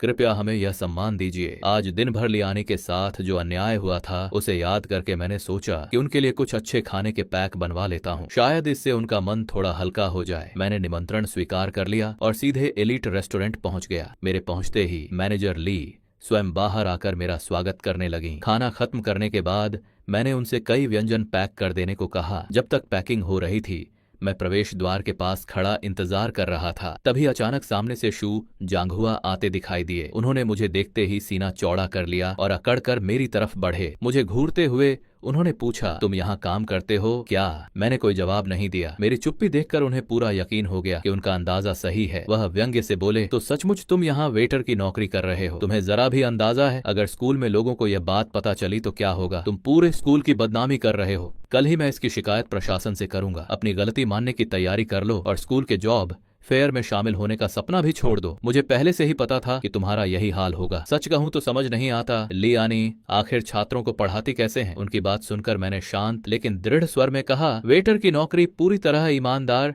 और सम्मानजनक काम है, इसमें शर्म की बात आखिर कहाँ है? मेरी बात सुनते ही शू जांगहुआ का चेहरा सख्त हो गया। उन्होंने गुस्से में कहा, तुम्हें क्या समझ है, ऊपर से मुझसे बहस भी कर रहे हो? यकीन मानो, मैं चाहूँ तो तुम्हारे रिकॉर्ड में बड़ा अनुशासनात्मक दंड दर्ज करवा सकता हूँ। जैसे जैसे उनका गुस्सा बढ़ता गया, उनकी बातें और भी कड़वी होती गईं। फिर उन्होंने ली आनी का नाम लेते हुए तिरस्कार से कहा, और वह ली आनी सच में समझ नहीं आता कि वह किस घटिया टीचर्स कॉलेज से पढ़कर आई हैं। यह एक छात्र तक को ठीक से संभाल नहीं सकती। जैसे ही मैंने शू जांगहुआ को एक बार फिर ली आनी का अपमान करते सुना, मेरा गुस्सा भी भड़क उठा। मैंने सीधे उनकी आंखों में देखते हुए कहा, टीचर, ली बहुत अच्छी शिक्षिका है, मैं क्या काम करता हूँ उसका उनसे क्या संबंध है? शू जांगहुआ तुरंत व्यंग्य से हंस पड़े। देखा आपने, यही है ली आनी की पढ़ाई का नतीजा। स्कूल के स्टाफ से भी बहस करता है, जरा सी इज्जत करना नहीं सीखा। फिर उन्होंने मेरी तरफ उंगली उठाते हुए ठंडे स्वर में कहा, एक शिक्षक से भी बहस करने की हिम्मत है तुम्हारी? कल तुम्हें इसकी सजा मिलेगी। कुछ क्षण रुकने के बाद उन्होंने आगे कहा, और ली आनी भी इससे बच नहीं पाएगी। वह तुम्हारी क्लास टीचर है, तुम्हें लगता है उसके जैसी कोई उत्कृष्ट शिक्षिका कहलाने के लायक है? सच तो यह है कि वह शिक्षक बनने के भी योग्य नहीं है। मुझे बिल्कुल उम्मीद नहीं थी कि बात फिर से ली आनी तक पहुंच जाएगी। मैं नहीं चाहता था कि मेरी वजह से उनकी परेशानी और बढ़े, इसलिए मैंने अपने भीतर का गुस्सा दबा लिया। मैं बस चुपचाप शू जांगहुआ को घूरता रहा। उन्होंने मेरी आंखों की तरफ देखा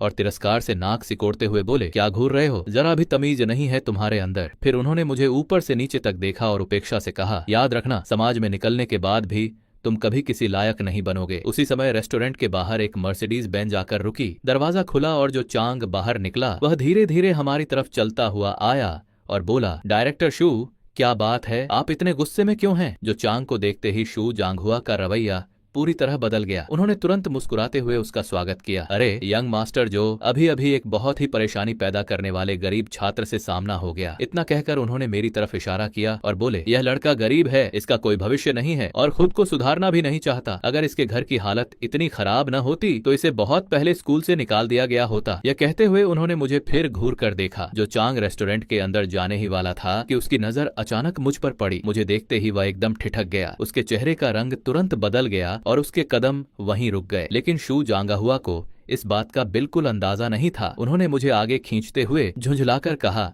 तुम्हें जरा भी शिष्टाचार नहीं है? ये यंग मास्टर जो हैं, जल्दी से इन्हें नमस्ते करो। फिर मुस्कुराकर जो चांग से बोले, यंग मास्टर जो, इसे माफ कर दीजिए, बेचारे ने दुनिया ही कितनी देखी है, आप जैसे बड़े लोगों से मिलने का मौका इसे कभी नहीं मिला। उनकी बात पूरी होते ही जो चांग का चेहरा एकदम पीला पड़ गया। उसने पहले मेरी तरफ देखा, फिर शू जांगहुआ की तरफ। उसके चेहरे पर झिझक और असहजता साफ दिखाई देने लगी। अगले ही पल वह जल्दी से बोला, मुझे अचानक एक जरूरी काम याद आ गया है, आज मैं यहाँ खाना नहीं खा पाऊंगा। इतना कहकर वह लगभग भागता हुआ वापस अपनी कार तक पहुंचा। कुछ ही सेकंड में उसने गाड़ी स्टार्ट की और वहां से चला गया। शू जांगहुआ वहीं खड़े खड़े हैरान रह गए। फिर उनका चेहरा गुस्से से लाल हो गया। उन्होंने मेरी तरफ मुड़कर चिल्लाते हुए कहा, तुम बदतमीज लड़के, तुमने यंग मास्टर जो को यहाँ से भगा दिया। वह और भी गुस्से में बोले, तुम्हें पता भी है वह कौन है? वह हमारे स्कूल के नए निवेशक हैं। इतना बड़ा निवेश आने वाला था और तुमने सब बर्बाद कर दिया। जितना वह बोलते गए उनका गुस्सा उतना ही बढ़ता गया। आखिर में उन्होंने उंगली दिखाते हुए कहा, अब तुम्हारी खैर नहीं और ली आनी भी नहीं बचेगी। कल मैं सीधे प्रिंसिपल से मिलूंगा। अगर वह तुम्हारा पक्ष लेती रही तो तुम दोनों को इसकी कीमत चुकानी पड़ेगी। इतना कहकर वह गुस्से में वहां से चले गए। कुछ देर बाद मैनेजर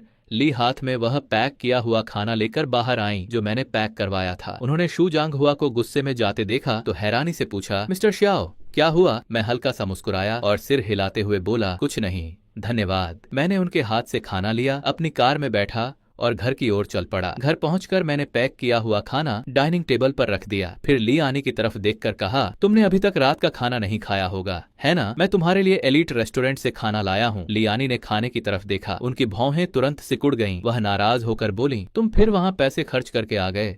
एक वेटर कितना कमा लेता है और तुम रोज ऐसे पैसे उड़ाते रहते हो। ऐसे तुम्हारा भविष्य कैसे बनेगा? मैंने जल्दी से समझाया, तुम गलत समझ रही हो।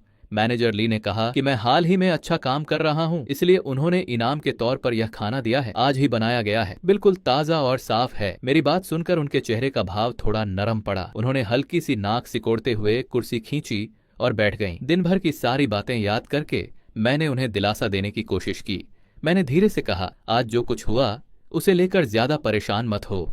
लेकिन शू जांगहुआ का नाम याद आते ही उनका मूड फिर खराब हो गया। उन्होंने मेरी तरफ देखते हुए कहा, सच सच बताओ, अगर तुम्हारे अंक अच्छे होते तो क्या शू जांगहुआ तुम्हें बहाना बनाकर मुझे परेशान कर पाते? मैं चुप रहा। जब मैं जांगदा यूनिवर्सिटी में दाखिले लायक अंक नहीं ला पाया था तब ली आनी ही थी जो मेरे लिए हर जगह भाग दौड़ करती रही थी, अब मेरी खामोशी ने उन्हें और नाराज कर दिया। उन्होंने फिर कहा, जरा बताओ, तुम्हारी इस हालत में कौन सी कंपनी तुम्हें नौकरी देगी? क्या पूरी जिंदगी वेटर बने रहने का ही इरादा है? आज उन्हें पहले ही बहुत अपमान सहना पड़ा था। मैं उनसे बहस नहीं करना चाहता था। मैंने धीरे से कहा, चिंता मत करो, मैं आगे से और मेहनत करूंगा, जरूर किसी अच्छी कंपनी में नौकरी पाऊंगा। मैं तुम्हें दोबारा कभी शर्मिंदा नहीं होने दूंगा। लियानी ने मेरी तरफ आंखें घुमाई, फिर जैसे उन्हें अचानक कुछ याद आया, उन्होंने कहा, कुछ दिनों बाद स्कूल का जॉब फेयर है, वहाँ अच्छा प्रदर्शन करना। इस बार सबके सामने मेरी इज्जत मत उतरवाना। इतना कहकर वह उठी, अपने कमरे में गईं और जोर से दरवाजा बंद कर लिया। मैं बस बेबसी से एक लंबी सांस लेकर रह गया। अब मैं अमीर बन चुका था, लेकिन इससे ली आनी की मेरे बारे में राय जरा भी नहीं बदली थी। मुझे यकीन था कि अगर मैं उन्हें सारी सच्चाई भी बता दूं तो शायद वह उस पर भी विश्वास नहीं करेंगी। अगली सुबह मैं और ली आनी साथ में स्कूल पहुंचे। क्लास शुरू हुए ज्यादा समय नहीं हुआ था कि शू जांग हुआ एक बार फिर क्लासरूम के दरवाजे पर आकर खड़े हो गए। उन्होंने ऊंची आवाज में कहा, जाओ यांग,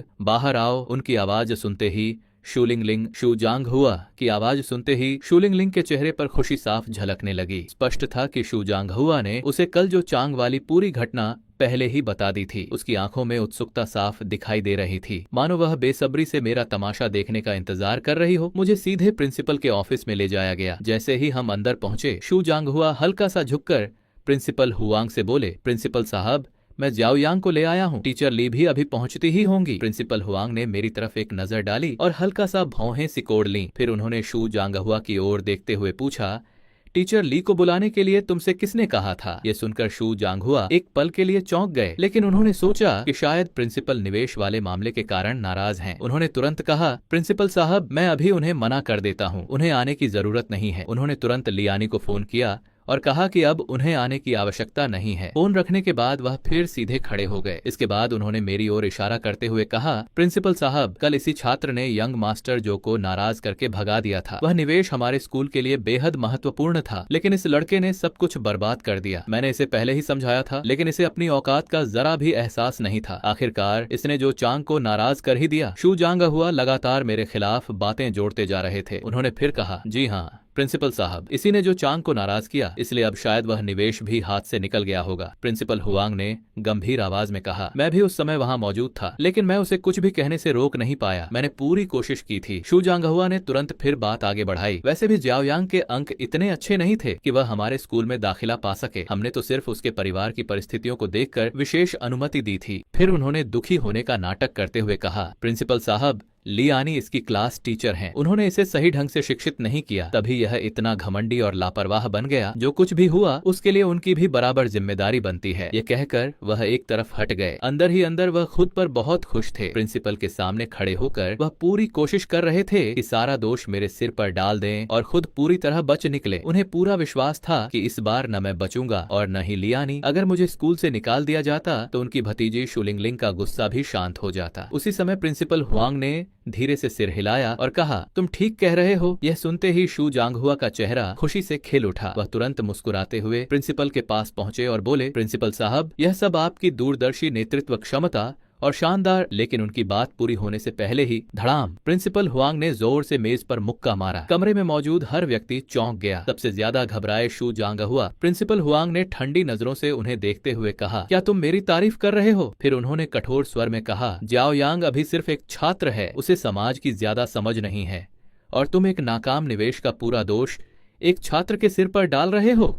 उनका चेहरा और गंभीर हो गया। उन्होंने कड़े शब्दों में कहा, शू जांग हुआ, तुम्हें जरा भी शर्म नहीं आती? यह सुनते ही शू जांग हुआ का चेहरा एकदम सफेद पड़ गया। उन्होंने घबराकर कहा, प्रिंसिपल, नहीं, मेरी बात सुनिए। लेकिन प्रिंसिपल हुआंग ने तुरंत उन्हें रोक दिया। अब कुछ समझाने की जरूरत नहीं है। निवेश की चिंता तुम्हें करने की आवश्यकता नहीं है। उनकी यह बात सुनते ही मुझे अचानक सब समझ में आ गया। लगता था कि जो चांग पहले ही निवेश वाले मामले में प्रिंसिपल से बात कर चुका था, शायद इसी वजह से आज प्रिंसिपल हुआंग का रवैया मेरे प्रति पूरी तरह बदल गया था। लेकिन शू जांग हुआ अभी भी हार मानने को तैयार नहीं थे। उन्होंने फिर कहा, प्रिंसिपल साहब, सचमुच गलती जाओ यांग की ही है। उसी ने निवेशक को नाराज किया, इसमें मेरा कोई दोष नहीं है। प्रिंसिपल हुआंग ने सीधे उनकी आंखों में देखते हुए कहा, एक शिक्षक होकर तुमने अपनी सारी जिम्मेदारी एक छात्र पर डाल दी। सच कहूं तो तुमने मुझे बेहद निराश किया है। शू जांग हुआ ने तुरंत किसी और की ओर इशारा करते हुए कहा, लेकिन इसमें लियानी का भी। बस, प्रिंसिपल हुआंग ने उन्हें फिर बीच में रोक दिया। शू जांग हुआ, पहले खुद को आईने में देखो।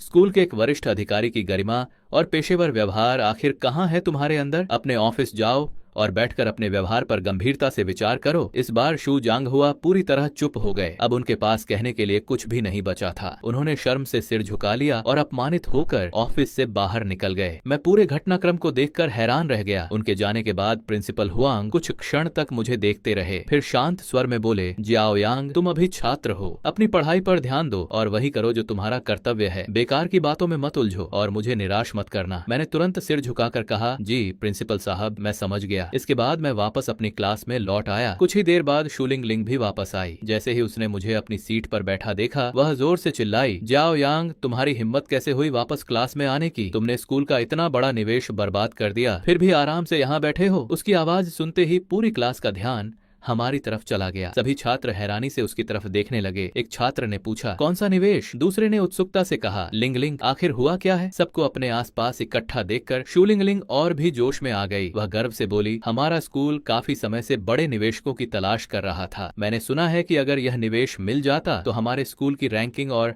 प्रतिष्ठा बहुत ऊपर चली जाती। शायद हमारा स्कूल देश के बड़े विश्वविद्यालयों की बराबरी करने लगता। इतना कहकर उसने मेरी तरफ तिरस्कार से देखा। लेकिन अब यह सब जाओ यांग की वजह से खत्म हो गया। इसने निवेशक को नाराज कर दिया और पूरा मामला बिगाड़ दिया। अब पता नहीं स्कूल को दोबारा ऐसा निवेशक कब मिलेगा। ये सुनते ही कई छात्र नाराज हो गए। एक छात्र बोला, कुछ लोगों को बस मुसीबत खड़ी करनी आती है। दूसरा बोला, अरे हमें तो इस निवेश के बारे में कभी कुछ पता ही नहीं चला। एक और छात्र उलझन में बोला, जाओ यांग तो एक साधारण छात्र है, वह किसी निवेशक को जानता भी कैसे होगा और उसे नाराज कैसे कर सकता है? कई छात्रों ने उसकी बात का समर्थन किया। हाँ, बात तो सही है। लिंग लिंग, कहीं तुमने गलत तो नहीं सुना? जब उसने देखा कि लोग उसकी बात पर पूरी तरह विश्वास नहीं कर रहे हैं तो शूलिंग लिंग ने ऊंची आवाज में कहा, बिल्कुल सही सुना है। मेरे चाचा शू जांग हुआ हमारे स्कूल के डायरेक्टर हैं। उन्होंने मुझे खुद यह बात बताई है। क्या वह झूठ बोलेंगे? जांग योंग भी तुरंत उसका साथ देते हुए बोला, हाँ, मैं भी गवाही देता हूँ। जो लिंग लिंग कह रही है वह बिल्कुल सच है। पूरी क्लास में फिर से हलचल मच गई। एक छात्र ने हैरानी से पूछा, रुको लिंग लिंग, तुम्हारे चाचा वही शू जांग हुआ है। तुमने हमें यह बात पहले कभी क्यों नहीं बताई? दूसरा छात्र ईर्ष्या से बोला, वाह,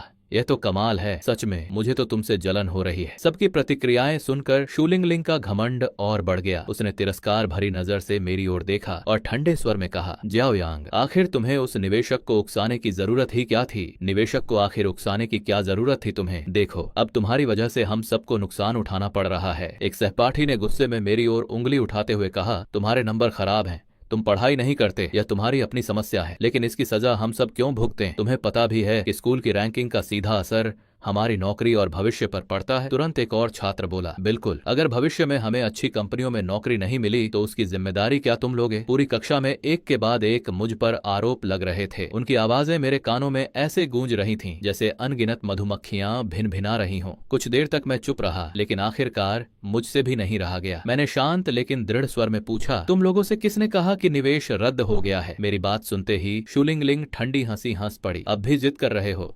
उसने व्यंग्य से कहा, तुम अच्छी तरह जानते हो कि क्या हुआ है। सिर्फ इसलिए कि तुम अभी भी क्लास में बैठे हो, यह मत समझना कि तुम बच गए हो। इस समय स्कूल के बड़े अधिकारी शायद तुम्हें निकालने की तैयारी कर रहे होंगे। मैंने उसकी ओर देखा और मन ही मन सोचा कि यह लड़की सचमुच हद से ज्यादा हास्यास्पद है। शूलिंग लिंग ने मेरी ओर उंगली दिखाते हुए कहा, जितने दिन आराम से रह सकते हो रह लो।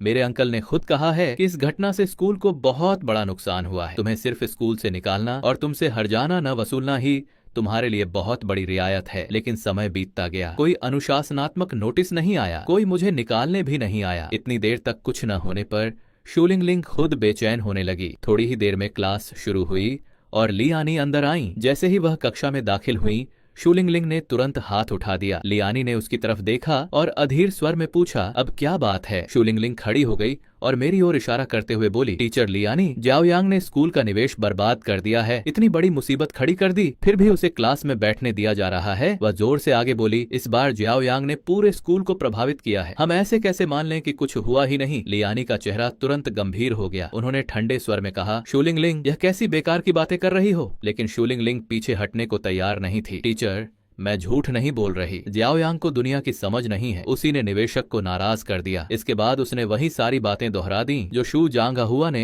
उससे कही थीं। सब सुनने के बाद लियानी की भौहें और सिकुड़ गईं। उन्होंने कहा, मैंने ऐसी किसी बात के बारे में कभी नहीं सुना। टीचर, ये बिल्कुल सच है। शूलिंगलिंग फिर जिद करने लगी। बस अचानक लियानी ने अपनी लेसन प्लान की फाइल जोर से मेज पर दे मारी। पूरी कक्षा में सन्नाटा छा गया। उन्होंने सीधे शूलिंगलिंग की ओर देखते हुए कहा, क्या मैंने पहले भी तुमसे नहीं कहा था कि किसी भी मामले की पूरी जांच होने से पहले निष्कर्ष मत निकाला करो? उनकी आवाज पहले से भी अधिक ठंडी हो गई। सुनी सुनाई बातों के आधार पर अफवाहें फैलाना बंद करो। तुम लोग छात्र हो, तुम्हारा पहला काम पढ़ाई करना है। क्या इतनी सी बात भी समझ में नहीं आती? लियानी की डांट पूरे कमरे में गूंज उठी। अब किसी की हिम्मत नहीं हुई कि एक शब्द भी बोले। शूलिंगलिंग को मजबूरी में बैठना पड़ा, लेकिन उसके मन में एक ही सवाल घूम रहा था। उसकी समझ से बाहर था कि इतना बड़ा नुकसान करने के बाद भी जियाओयांग पर कोई असर क्यों नहीं पड़ रहा। स्कूल की छुट्टी होने के बाद मैं स्कूल के गेट पर लियानी का इंतजार करने लगा। जब वह बाहर आई तो उन्होंने मेरी तरफ देखा तक नहीं और सीधे आगे बढ़ने लगी। मैं जल्दी से उनके पास पहुंचा और बोला, आज रात बाहर चलकर खाना खाते हैं, मैंने पहले ही टेबल बुक कर ली है। उन्होंने अपनी चाल तक धीमी नहीं की, ठंडे स्वर में बोली, आज रात मुझे कुछ काम है। फिर उन्होंने नाराजगी भरी नजर से मेरी ओर देखा। मैंने तुमसे पहले जो कुछ कहा था, क्या वह सब बेकार था? सिर्फ इसलिए कि अचानक तुम्हारे पास थोड़ा बहुत पैसा आ गया है, इसका मतलब ये नहीं कि तुम उसे यूं ही उड़ाते फिरो। अगर इसी तरह खर्च करते रहे तो तुम्हारा भविष्य क्या होगा? उसी समय दूसरी ओर मेरी मौसी चारों तरफ देखकर मुस्कुराई और बोली, यह रेस्टोरेंट तो पहले से ही बहुत महंगा है और ऊपर से तुमने इतना शानदार प्राइवेट कमरा भी बुक कर लिया, इसकी कीमत तो बहुत ज्यादा रही होगी, है ना? चुंगयू मुस्कुराकर शांत स्वर में बोला, जब तक आंटी को पसंद आया वही मेरे लिए काफी है। वैसे इसकी कीमत इतनी भी ज्यादा नहीं थी। सच तो यह था कि चुंगयू ने भी नहीं सोचा था कि उसे इतना शानदार प्राइवेट रूम मिल जाएगा। कुछ ही देर में एक के बाद एक शानदार व्यंजन मेज पर सजने लगे। मेरी मौसी हर डिश की तारीफ करते नहीं थक रही थी। थोड़ी देर सामान्य बातें करने के बाद चुंगयू आखिर अपने असली मुद्दे पर आ गया। उसने मुस्कुराकर कहा, आंटी, लगता है आनी आजकल बहुत व्यस्त रहती हैं। मैंने उन्हें कई बार संदेश भेजे लेकिन उन्होंने जवाब ही नहीं दिया। मौसी एक पल के लिए चौंकी, फिर तुरंत लियानी की तरफ से जवाब देने लगी। वह इन दिनों अपने शिक्षा संस्थान के काम में बहुत व्यस्त है, उसे तो बिल्कुल भी फुर्सत नहीं मिलती। ये सुनकर चुंगयू सीधा होकर बैठ गया और बोला, क्या संयोग है, हाल ही में हमारी कंपनी भी शिक्षा संस्थानों में निवेश करने की योजना बना रही है और उस परियोजना की जिम्मेदारी मेरे पास है। यह सुनते ही मौसी की आंखें चमक उठी। सच में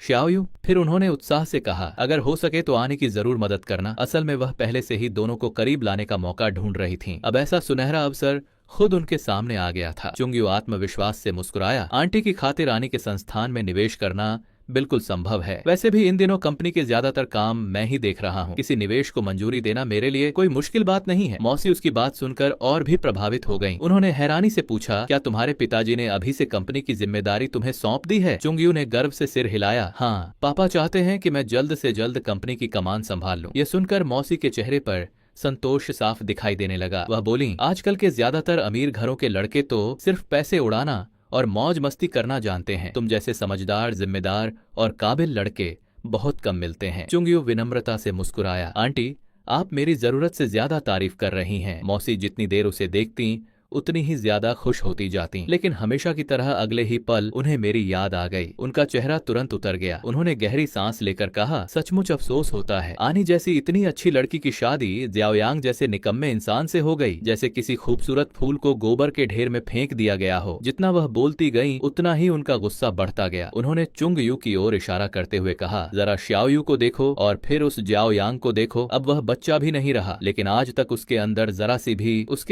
सी भी महत्वाकांक्षा नहीं है। गरीब है लेकिन अपनी हालत बदलने की कोशिश तक नहीं करता। जैसे ही इसके हाथ में थोड़ा सा पैसा आया, इसे तो यह तक नहीं पता कि व्यवहार कैसे किया जाता है। मेरा नाम लेते ही मौसी के दांत गुस्से से भींच गए। पिछली दावत के बाद से ही वह मुझसे बेहद नाराज थीं, क्योंकि उनकी नजर में मैंने उनकी जरा भी इज्जत नहीं रखी थी। उसी समय मैं भी रेस्टोरेंट पहुंच गया। अपनी बुकिंग की जानकारी दिखाने के बाद एक वेटर मुझे पूरे सम्मान के साथ अंदर ले गया। मैंने वीआईपी टेबल नंबर 1 पहले से बुक कर रखी थी, लेकिन जैसे ही मैं उस टेबल के पास पहुंचा, मैंने देखा कि वहां पहले से ही 2 लोग बैठे हुए हैं। ये देखकर वेटर भी हैरान रह गया। वह तुरंत उनके पास गया और विनम्रता से पूछा, सर, क्या आप इसी टेबल के मेहमान हैं? चुंगयू ने सिर हिलाकर कहा, हाँ, क्यों, कोई समस्या है क्या? उसी दौरान मौसी ने सिर उठाकर मेरी ओर देखा। मुझे वहाँ खड़ा देखते ही उनका चेहरा उतर गया। वह झुंझलाकर बुदबुदाई, ये लड़का हर जगह कैसे टपक जाता है? फिर उन्होंने घूरते हुए कहा, आज तो सचमुच मनहूस दिन है। उन्होंने मुझे ऊपर से नीचे तक देखा और व्यंग्य से बोली, तुम जैसे इंसान की यहाँ आने की औकात कैसे हो गई? क्या यहाँ भी कोई पार्ट टाइम नौकरी ढूंढ ली है? मैं धीरे धीरे उनकी की ओर बढ़ा, लेकिन मेरे कुछ बोलने से पहले ही उन्होंने हाथ उठाकर मुझे रोक दिया। मुझे मौसी मत कहना। उनके चेहरे पर केवल तिरस्कार था। क्या जिन्हें इन रेस्टोरेंट की तनख्वाह अब कम पड़ने लगी, इसलिए यहाँ भी नौकरी करने आ गए? इतना फिजूल खर्ची करते हो कि अगर दो दो जगह काम न करो तो शायद भूखे मर जाओ। फिर उन्होंने चुंगयू की ओर इशारा करते हुए डांटा, यंग मास्टर चुंग यहीं बैठे हैं और तुम्हें उन्हें नमस्ते करना तक नहीं आता? जरा भी तमीज नहीं है तुम्हारे अंदर? मेरे कुछ कहने से पहले ही चुंगयू हल्का सा मुस्कुराया और बोला, कोई बात नहीं आंटी, मैं किसी छात्र से बहस करके अपनी हैसियत नहीं गिराना चाहता। मौसी तुरंत मुस्कुराकर बोली, बिल्कुल सही कहा, शाओयू जैसा बड़ा दिल हर किसी के पास नहीं होता। ये लड़का तो बिल्कुल निकम्मा है। फिर उन्होंने गुस्से में वेटर की ओर देखा और कहा, ये कोई हाई क्लास रेस्टोरेंट नहीं है क्या? फिर तुम लोग किसी को भी नौकरी पर कैसे रख लेते हो? अगर ऐसे लोग यहाँ काम करेंगे तो क्या तुम्हें अपने रेस्टोरेंट की इज्जत की चिंता नहीं है? वेटर जल्दी से बोला, मैडम ये सज्जन दरअसल। लेकिन उसकी बात पूरी होने से पहले ही मौसी फिर ऊंची आवाज में बोल पड़ी, क्या इंटरव्यू में भी पास नहीं हुआ क्या? तो फिर अभी तक यहाँ खड़ा क्या कर रहा है? जल्दी से इसे बाहर निकालो, खुद भी शर्म नहीं आती इसे। आखिरकार वेटर को बोलने का मौका मिला। उसने जल्दी से समझाया, मैडम आपको गलतफहमी हुई है, ये सज्जन यहाँ कर्मचारी नहीं बल्कि इसी टेबल के मेहमान हैं। लगता है सीट की व्यवस्था में कोई गलती हो गई है, ये यहाँ खाना खाने आए हैं। मौसी अविश्वास से बोली, क्या कहा? चुंगयू भी हंस पड़ा, ये इसकी टेबल है? क्या तुम्हें यकीन है कि तुमसे गलती नहीं हुई? उसने मेरी ओर तिरस्कार से देखते हुए कहा, जरा इसे देखो, क्या यह तुम्हें ऐसा इंसान लगता है जो यहाँ टेबल बुक कर सके? हो सकता है इसने नकली बुकिंग दिखा दी हो। मौसी ने तुरंत हामी भरी, बिल्कुल, जियाओ यांग, गरीब होना अलग बात है, लेकिन मुफ्त में खाना खाने के लिए इस तरह की चालें चलना बिल्कुल अलग बात है। लगता है आज आखिरकार तुम्हारी पोल खुल ही गई। फिर उन्होंने आत्मविश्वास से वेटर से कहा, एक बार फिर से जांच करो, हमारी बुकिंग निश्चित रूप से टेबल नंबर 1 की ही है। चुंगयू ने अपना फोन निकाला और बुकिंग की जानकारी वेटर को दिखा दी। फिर मेरी ओर देखकर व्यंग्य से बोला, जाओ यांग, मैंने कभी नहीं सोचा था कि सिर्फ एक वक्त का खाना खाने के लिए तुम इतनी नीच हरकत करोगे। ऐसा करो, मैं एक डिश और ऑर्डर कर देता हूँ, तुम भी हमारे साथ बैठकर खा लेना। आखिर सिर्फ एक ही तो खाना है, बाद में अगर तुम्हें सबके सामने बाहर निकाल दिया गया तो बहुत बुरा लगेगा। वेटर ने दोनों की बुकिंग ध्यान से देखी। चुंगयू की बुकिंग में भी टेबल नंबर 1 लिखा था, मेरी बुकिंग में भी टेबल नंबर 1 ही था। दोनों रिकॉर्ड कई बार देखने के बाद भी वह उलझन में पड़ गया। उधर मौसी अधीर होकर बोली, अब किस बात का इंतजार कर रहे हो? इसे अभी तक बाहर क्यों नहीं निकाला? फिर उन्होंने मेरी ओर इशारा करके कहा, देखो तो सही, इसे कितनी शर्म भी नहीं है। यंग मास्टर चुंग इसे खाना खिलाने को तैयार है और फिर भी यह यहीं खड़ा है। वेटर ने एक बार फिर पूरी जानकारी ध्यान से देखी। आखिरकार उसे गलती समझ में आ गई। वह संकोच से बोला, मैडम दरअसल आपको गलतफहमी हुई है, इनकी बुकिंग वीआईपी टेबल नंबर 1 की है, जबकि आपकी बुकिंग मुख्य हॉल के प्रवेश द्वार के पास वाली सामान्य टेबल की है। असल में दोनों बुकिंग लगभग एक जैसी दिख रही थी। फर्क सिर्फ इतना था कि मेरी बुकिंग के अंत में वीआईपी लिखा हुआ था। यह सुनते ही मौसी का चेहरा बिगड़ गया। वह लगभग चिल्लाते हुए बोली, यह नामुमकिन है, जरूर तुमसे कोई गलती हुई है। इसे देखकर तो लगता है कि यह सड़क किनारे का खाना भी मुश्किल से खरीद पाएगा। और तुम कह रहे हो कि इसने यहाँ वीआईपी टेबल बुक की है। उसी समय चुंगयू को भी समझ में आ गया कि उसने साधारण टेबल बुक की थी, फिर भी उसे इतनी शानदार जगह पर क्यों बैठाया गया। वेटर ने तुरंत माफी मांगते हुए कहा, आज जिस कर्मचारी ने आपको यहाँ बैठाया था वह नया है, उससे गलती हो गई, इसके लिए हमें सचमुच खेद है। फिर उसने रेस्टोरेंट के दूसरे हिस्से की ओर इशारा करते हुए कहा, आपकी असली टेबल उधर है, कृपया आइए, मैं खुद आपको वहाँ तक छोड़ देता हूँ। लेकिन मौसी अब भी मानने को तैयार नहीं थी। उन्होंने सिर हिलाते हुए कहा, नहीं, यह हो ही नहीं सकता, जरूर कहीं न कहीं तुमसे गलती हुई है। ये लड़का इतनी महंगी वीआईपी टेबल का खर्च उठा ही नहीं सकता। अगर उन्होंने गलती से किसी और की टेबल ले ली होती तो शायद उन्हें इतना बुरा नहीं लगता, लेकिन यह जानकर कि वह टेबल मेरी थी, यही बात उनके लिए सबसे बड़ा अपमान बन गई। उन्होंने फिर ऊंची आवाज में कहा, एक बार और जांच करो। उधर चुंगयू का चेहरा भी बेहद खराब हो चुका था। मौसी के शोर शराबे की वजह से आसपास बैठे कई मेहमान उनकी ओर देखने लगे थे। पूरा माहौल बेहद असहज हो गया। अपनी इज्जत बचाने के लिए चुंगयू अचानक बोला, अगर ऐसा है तो हमारी टेबल को भी वीआईपी टेबल में अपग्रेड कर दीजिए। वेटर ने विनम्रता से सिर झुकाया और कहा, क्षमा कीजिए सर, आज रात हमारे सभी वीआईपी टेबल पहले से ही पूरी तरह बुक हैं। कृपया आप अपनी निर्धारित सीट पर वापस चले जाइए और श्री जियाओ को उनकी टेबल इस्तेमाल करने दीजिए। क्या? मौसी हैरानी से चिल्ला उठी। वेटर ने पूरे धैर्य से कहा, कृपया पहले आप अपनी सीट पर लौट जाइए, मैं अभी हमारे मैनेजर से बात करके आपके बिल पर विशेष छूट दिलाने की व्यवस्था करता हूँ। मैंने मुस्कुराते हुए कहा, इसकी कोई जरूरत नहीं है। मेरी बात सुनते ही सबकी नजरें मेरी ओर उठ गईं। मैंने शांत स्वर में आगे कहा, जब इन्हें यह टेबल इतनी पसंद है तो यही रख लेने दीजिए, इनका पूरा खाना मेरे बिल में जोड़ दीजिए। वेटर कुछ पल के लिए हैरान रह गया। मैंने अपनी आंटी की ओर देखकर मुस्कुराते हुए कहा, वैसे भी अकेले खाना खाने में कोई खास मजा नहीं आता। आंटी,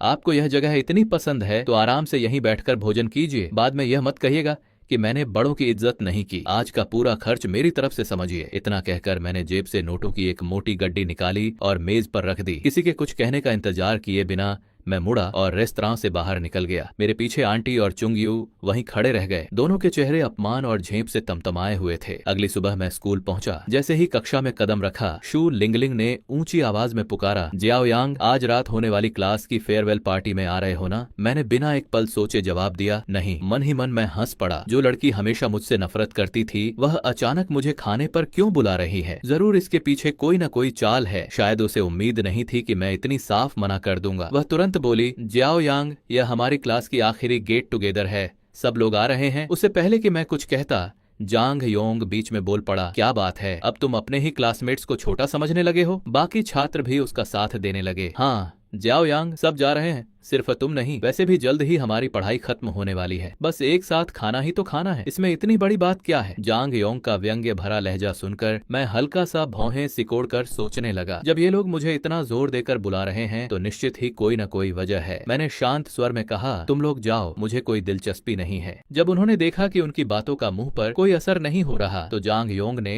तरीका बदल दिया। जियाओयांग, क्या तुम अभी भी लिंगलिंग वाली बात को लेकर नाराज हो? हम इतने सालों से एक ही क्लास में पढ़ रहे हैं, क्या इतनी सी बात के लिए मन में बैर रखना जरूरी है? बाकी छात्रों को भी जैसे अचानक समझ आ गया कि मैं क्यों मना कर रहा हूँ। एक छात्र बोला, अरे वो तो बस एक गलत फहमी थी। दूसरा बोला, इतना समय बीत गया, क्या तुम अभी भी उसी बात को लेकर बैठे हो? शू लिंगलिंग भी मेरी ओर देखकर बोली, हाँ जियाओयांग, हम सब सहपाठी हैं, इतनी छोटी सोच मत रखो। उसने गहरी सांस ली और कहा, ऐसा करती हूँ, मैं तुमसे माफी मांग लेती हूँ। पिछली बार जो हुआ वह एक गलत फहमी थी, मुझे माफ कर दो। अब तो ठीक है। तुरंत एक और छात्र बोला, देखो उसने माफी भी मांग ली, अब तो चलोगे ना? जियाओयांग, इतनी छोटी सी बात पर अड़े मत रहो, थोड़ा बड़ा दिल रखो। उनकी बातें सुनकर मेरे मन में कड़वी हंसी आ गई। जब सबने मिलकर मुझ पर झूठे आरोप लगाए थे, मेरा अपमान किया था, तब किसी को दोस्ती या सहपाठी होने की याद नहीं आई, लेकिन आज अचानक सबको हमारी क्लास और पुरानी दोस्ती याद आने लगी। फिर भी जब हर कोई लगातार दबाव डालने लगा तो मुझे समझ आ गया कि अब बार बार मना करने से बात और बढ़ेगी। आखिरकार मैंने लंबी सांस ली और अनमने मन से हामी भर दी। ठीक है, मैं आ जाऊंगा। उस शाम मैं उस होटल पहुंचा जहां हमारी क्लास की फेयरवेल पार्टी रखी गई थी। सभी छात्र अपनी अपनी सीटों पर बैठ चुके थे कि तभी शू लिंगलिंग मुस्कुराते हुए खड़ी हुई। उसने पूरे कमरे पर नजर डालते हुए कहा, दोस्तों, मेरा कजिन अभी अभी विदेश से वापस आया है। उसी समय प्राइवेट रूम का दरवाजा खुला और शानदार कपड़े पहने एक युवा अंदर आया। शू लिंगलिंग तुरंत उत्साह से उठ खड़ी हुई। सब लोग, ये मेरे कजिन हैं। जैसे ही कुछ छात्रों ने उसे ध्यान से देखा, वे हैरान रह गए। रुको, क्या ये वू हाओ हैं? किसी ने आश्चर्य से कहा। वो फैमिली रियल एस्टेट के यंग मास्टर? दूसरे छात्र की आंखें फैल गईं। सच में, क्या ये वही हैं? सबके पहचान लेने पर शू लिंगलिंग का घमंड और बढ़ गया। उसने गर्व से सिर ऊंचा करते हुए कहा, हाँ बिल्कुल, वो फैमिली रियल एस्टेट हमारे परिवार का ही बिजनेस है। यह सुनते ही पूरे कमरे में हलचल मच गई। लिंगलिंग, तुम्हारे कजिन इतने बड़े घराने से हैं और तुमने हमें कभी बताया ही नहीं। कमाल है, सच में तुम्हारी किस्मत बहुत अच्छी है। सबकी तारीफ सुनकर वू हाओ ने बस हल्की सी मुस्कान के साथ सबको नमस्ते किया। नमस्ते दोस्तों। फिर उसने पूरे कमरे का जायजा लिया और हल्का सा भौहें सिकोड़ते हुए बोला, ये प्राइवेट रूम थोड़ा छोटा है, चलिए किसी बड़े कमरे में चलते हैं। वह सहज मुस्कान के साथ आगे बोला, आप सब लिंगलिंग के क्लासमेट हैं तो मेरे भी दोस्त हुए। आज रात के खाने का पूरा खर्च मेरी तरफ से रहेगा। यह सुनते ही पूरा कमरा खुशी से गूंज उठा। वाह, वो परिवार के यंग मास्टर सच में बड़े दिल वाले हैं। इतना महंगा डिनर भी इनके लिए कोई मायने नहीं रखता। वो हाओ ने बेपरवाही से मुस्कुराकर कहा, आप लोग बढ़ा चढ़ाकर कह रहे हैं, इतनी सी बात है। कुछ ही देर में सब लोग एक कहीं बड़े और शानदार प्राइवेट रूम में पहुंच गए। मैं चुपचाप कमरे के एक कोने में जाकर बैठ गया, लेकिन तभी वो हाओ की नजर मुझ पर पड़ गई। उसे शू लिंगलिंग की कही हुई बातें याद आ गईं कि मैंने उसे परेशान किया था। उसने मुझे सिर से पांव तक गौर से देखा। मन ही मन उसने सोचा, यही है जियाओयांग, इसमें तो कोई खास बात नजर नहीं आती। कुछ क्षण बाद उसने धीरे से अपना गिलास उठाया। मैं चुपचाप अपनी सीट पर बैठा था कि तभी एक युवक हाथ में वाइन का गिलास लिए मुस्कुराता हुआ मेरी तरफ चला आया। क्या बात है क्लासमेट, यहाँ इतने चुपचाप क्यों बैठे हो? उसने दोस्ताना अंदाज में पूछा। मैं अभी कुछ कह ही पाता कि पास बैठे किसी ने हंसते हुए कहा, यंग मास्टर वू, इन पर ध्यान देने की जरूरत नहीं है। शाओयांग तो हमेशा से ऐसे ही हैं, हम सबको इसकी आदत है। वूहा हल्का सा मुस्कुराया। उसने अपना वाइन का गिलास उठाया और बोला, जब सब लोग यहाँ साथ बैठे हैं तो माहौल का मजा लेना चाहिए। आइए मेरे साथ एक ड्रिंक हो जाए। मैंने उसकी ओर देखा और बिना झिझक सिर हिलाते हुए कहा, माफ कीजिए, मैं शराब नहीं पीता। असल वजह यह थी कि मैं जानबूझकर अपनी कार चलाकर आया था ताकि बाद में आसानी से घर लौट सकूं। अगर मैं शराब पी लेता तो खुद गाड़ी चलाकर वापस नहीं जा सकता था, लेकिन यह बात मैं वहाँ किसी को बताना नहीं चाहता था, इसलिए मैंने बस विनम्रता से मना कर दिया। मेरे इतना कहते ही जांग योंग का चेहरा उतर गया। शाओयांग, तुम्हारा मतलब क्या है? उसने ऊंची आवाज में कहा। यंग मास्टर वो खुद तुम्हें ड्रिंक ऑफर कर रहे हैं और तुम मना कर रहे हो? क्या तुम्हें लगता है कि तुम बहुत बड़े आदमी हो? ऊपर से वूहा अब भी मुस्कुरा रहा था, लेकिन उसकी आंखों में साफ नाराजगी झलकने लगी थी। मुझे कोई फर्क नहीं पड़ता, उसने शांत स्वर में कहा। लेकिन क्या तुम्हें नहीं लगता कि तुम सबका मूड खराब कर रहे हो? उसके लहजे से साफ पता चल रहा था कि उसे मेरी बात बुरी लगी थी। आखिर इतनी हिम्मत बहुत कम लोग करते थे कि उसे सामने से मना कर दें। कमरे का माहौल अचानक असहज हो गया। मैंने हल्की सी भौहें सिकोड़ लीं और मजबूरी में पानी का गिलास उठा लिया। मुझे सच में माफ कीजिए, मैंने शांति से कहा। मैं वास्तव में शराब नहीं पी सकता, इसलिए मैं पानी से ही आप सबसे माफी मांग लेता हूँ। लेकिन मैं पानी का एक घूंट भी नहीं पी पाया था कि तभी वूहा ने अपना वाइन का गिलास जोर से मेज पर पटक दिया। उसने एक शब्द भी नहीं कहा, बस पलटा और वापस अपनी सीट पर जाकर बैठ गया। उसकी नजर में मैं अपनी हैसियत भूल चुका था। उधर जांग योंग फिर से मुझ पर बरस पड़ा। शाओ यांग, तुम हद से ज्यादा घमंडी हो गए हो, वह चिल्लाया। यंग मास्टर वू ने सिर्फ तुम्हें एक ड्रिंक के लिए कहा था, उन्होंने तुम्हारी जान तो नहीं मांगी थी। तुम्हें सच में यह भी नहीं पता कि किसी की इज्जत कैसे रखी जाती है। वहीं दूसरी ओर वूहा ने केवल हाथ हिलाकर मुझे तिरस्कार भरी नजर से देखा। छोड़ो भी, उसने ठंडे स्वर में कहा। अगर इसे नहीं पीनी तो मत पिलाओ। इसके बाद खाना तो चलता रहा, लेकिन मेरे आसपास का माहौल पहले से कहीं ज्यादा ठंडा और अजनबी हो चुका था। आखिरकार डिनर खत्म हुआ और सभी लोग उठकर जाने की तैयारी करने लगे। उसी समय जांग योंग अपनी सीट से उठकर वॉशरूम चला गया, लेकिन इस बार वह काफी देर तक वापस नहीं लौटा। जब वह आखिरकार लौटा तो उसका चेहरा घबराया हुआ था और वह साफ तौर पर परेशान दिखाई दे रहा था। शूलिंग ने तुरंत उसकी हालत भांप ली। इतनी देर कहाँ रह गए? उसने चिंता से पूछा। क्या हुआ? जांग योंग कुछ पल तक झिझकता रहा, फिर धीरे धीरे बोला, वॉशरूम से बाहर निकलते समय मेरी कुछ गुंडों से भिड़ंत हो गई। उसकी आवाज पहले से भी धीमी हो गई। पहले उन्होंने ही मुझे धक्का मारा और फिर गालियां देने लगे। मुझसे भी रहा नहीं गया, मैंने भी उन्हें 2-4 बातें सुना दी। फिर क्या हुआ? शूलिंग ने तुरंत पूछा। जांग योंग ने घबराकर निगलते हुए कहा, उन्होंने मुझे यहीं रुकने के लिए कहा है। जैसे जैसे वह बोल रहा था उसका आत्मविश्वास कम होता जा रहा था। उम्मीद है कोई बड़ी परेशानी नहीं होगी,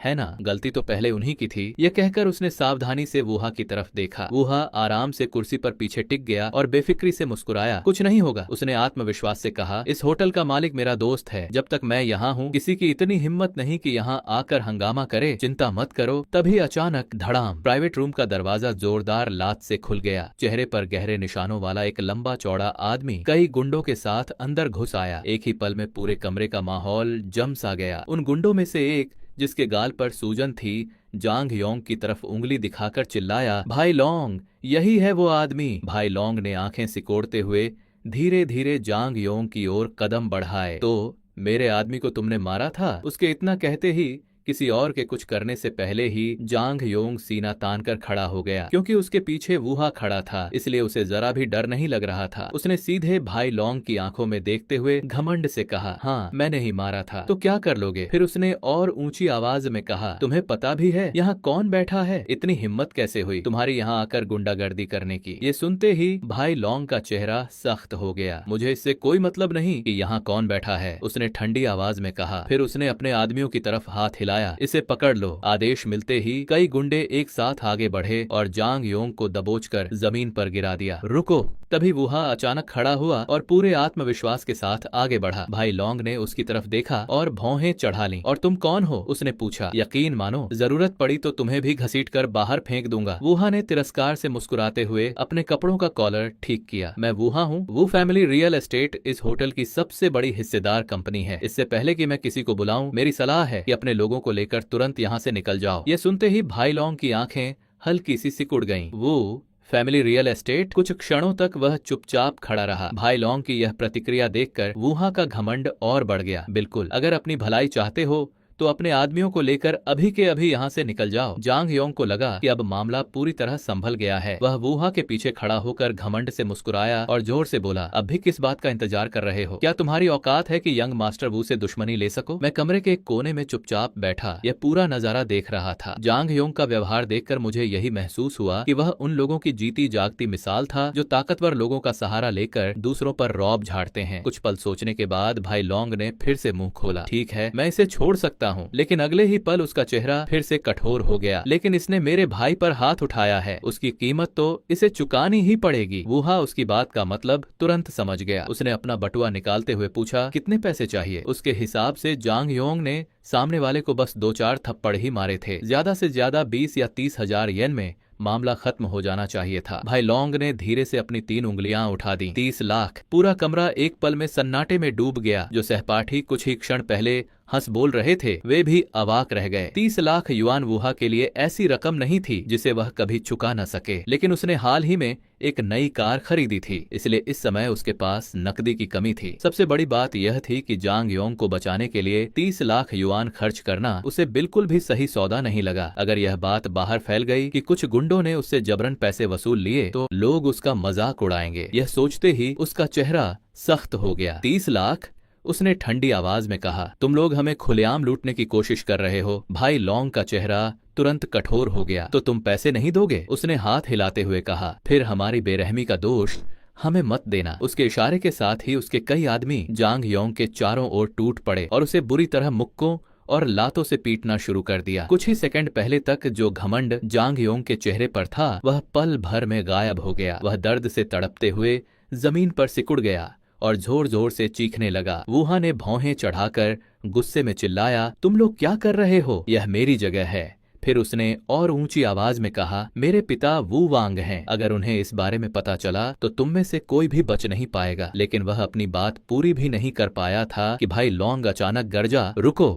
मारपीट रुकते ही वुहा का आत्मविश्वास फिर लौट आया। वह घमंड से बोला, अच्छा है, कम से कम तुम्हें अपनी हालत का अंदाजा तो हो गया। अब माफी मांगो, शायद मैं तुम्हें जाने देने के बारे में सोचूं। भाई लौंग अचानक जोर से हंस पड़ा। यंग मास्टर वू, लगता है आपको कुछ गलत फहमी हो गई है। उसकी आंखों में ठंडक उतर आई। मैंने अभी अभी सब समझ लिया है। अब चाहे कुछ भी हो जाए तुम्हारे पिता हमें छोड़ने वाले नहीं हैं। जब अंजाम दोनों हालात में एक जैसा ही है तो क्यों न हिसाब पूरी तरह बराबर कर लिया जाए। फिर उसने उंगली उठाकर वुहा की ओर इशारा किया। उसे बचाना अब मुमकिन नहीं है, लेकिन तुम्हें भी इसके साथ मार खाना पड़े, यह जरूर हो सकता है। जैसे ही उसके ये शब्द खत्म हुए कई गुंडे एक साथ वुहा पर टूट पड़े और उसे भी जमीन पर गिराकर दबोच लिया। सच तो यह था कि शुरुआत से ही भाई लौंग को वुहा का घमंडी रवैया बिल्कुल पसंद नहीं आया था। वुहा का चेहरा डर से सफेद पड़ गया। तुम लोग क्या कर रहे हो? मेरे पिता तुम्हें कभी नहीं छोड़ेंगे। भाई लौंग ने व्यंग्य से मुस्कुराते हुए कहा। तो फिर उन्हें बाद में मेरे पास आने देना। उसने दोबारा हाथ लहराया। मारो इन्हें। अगले ही पल जांग योंग और वुहा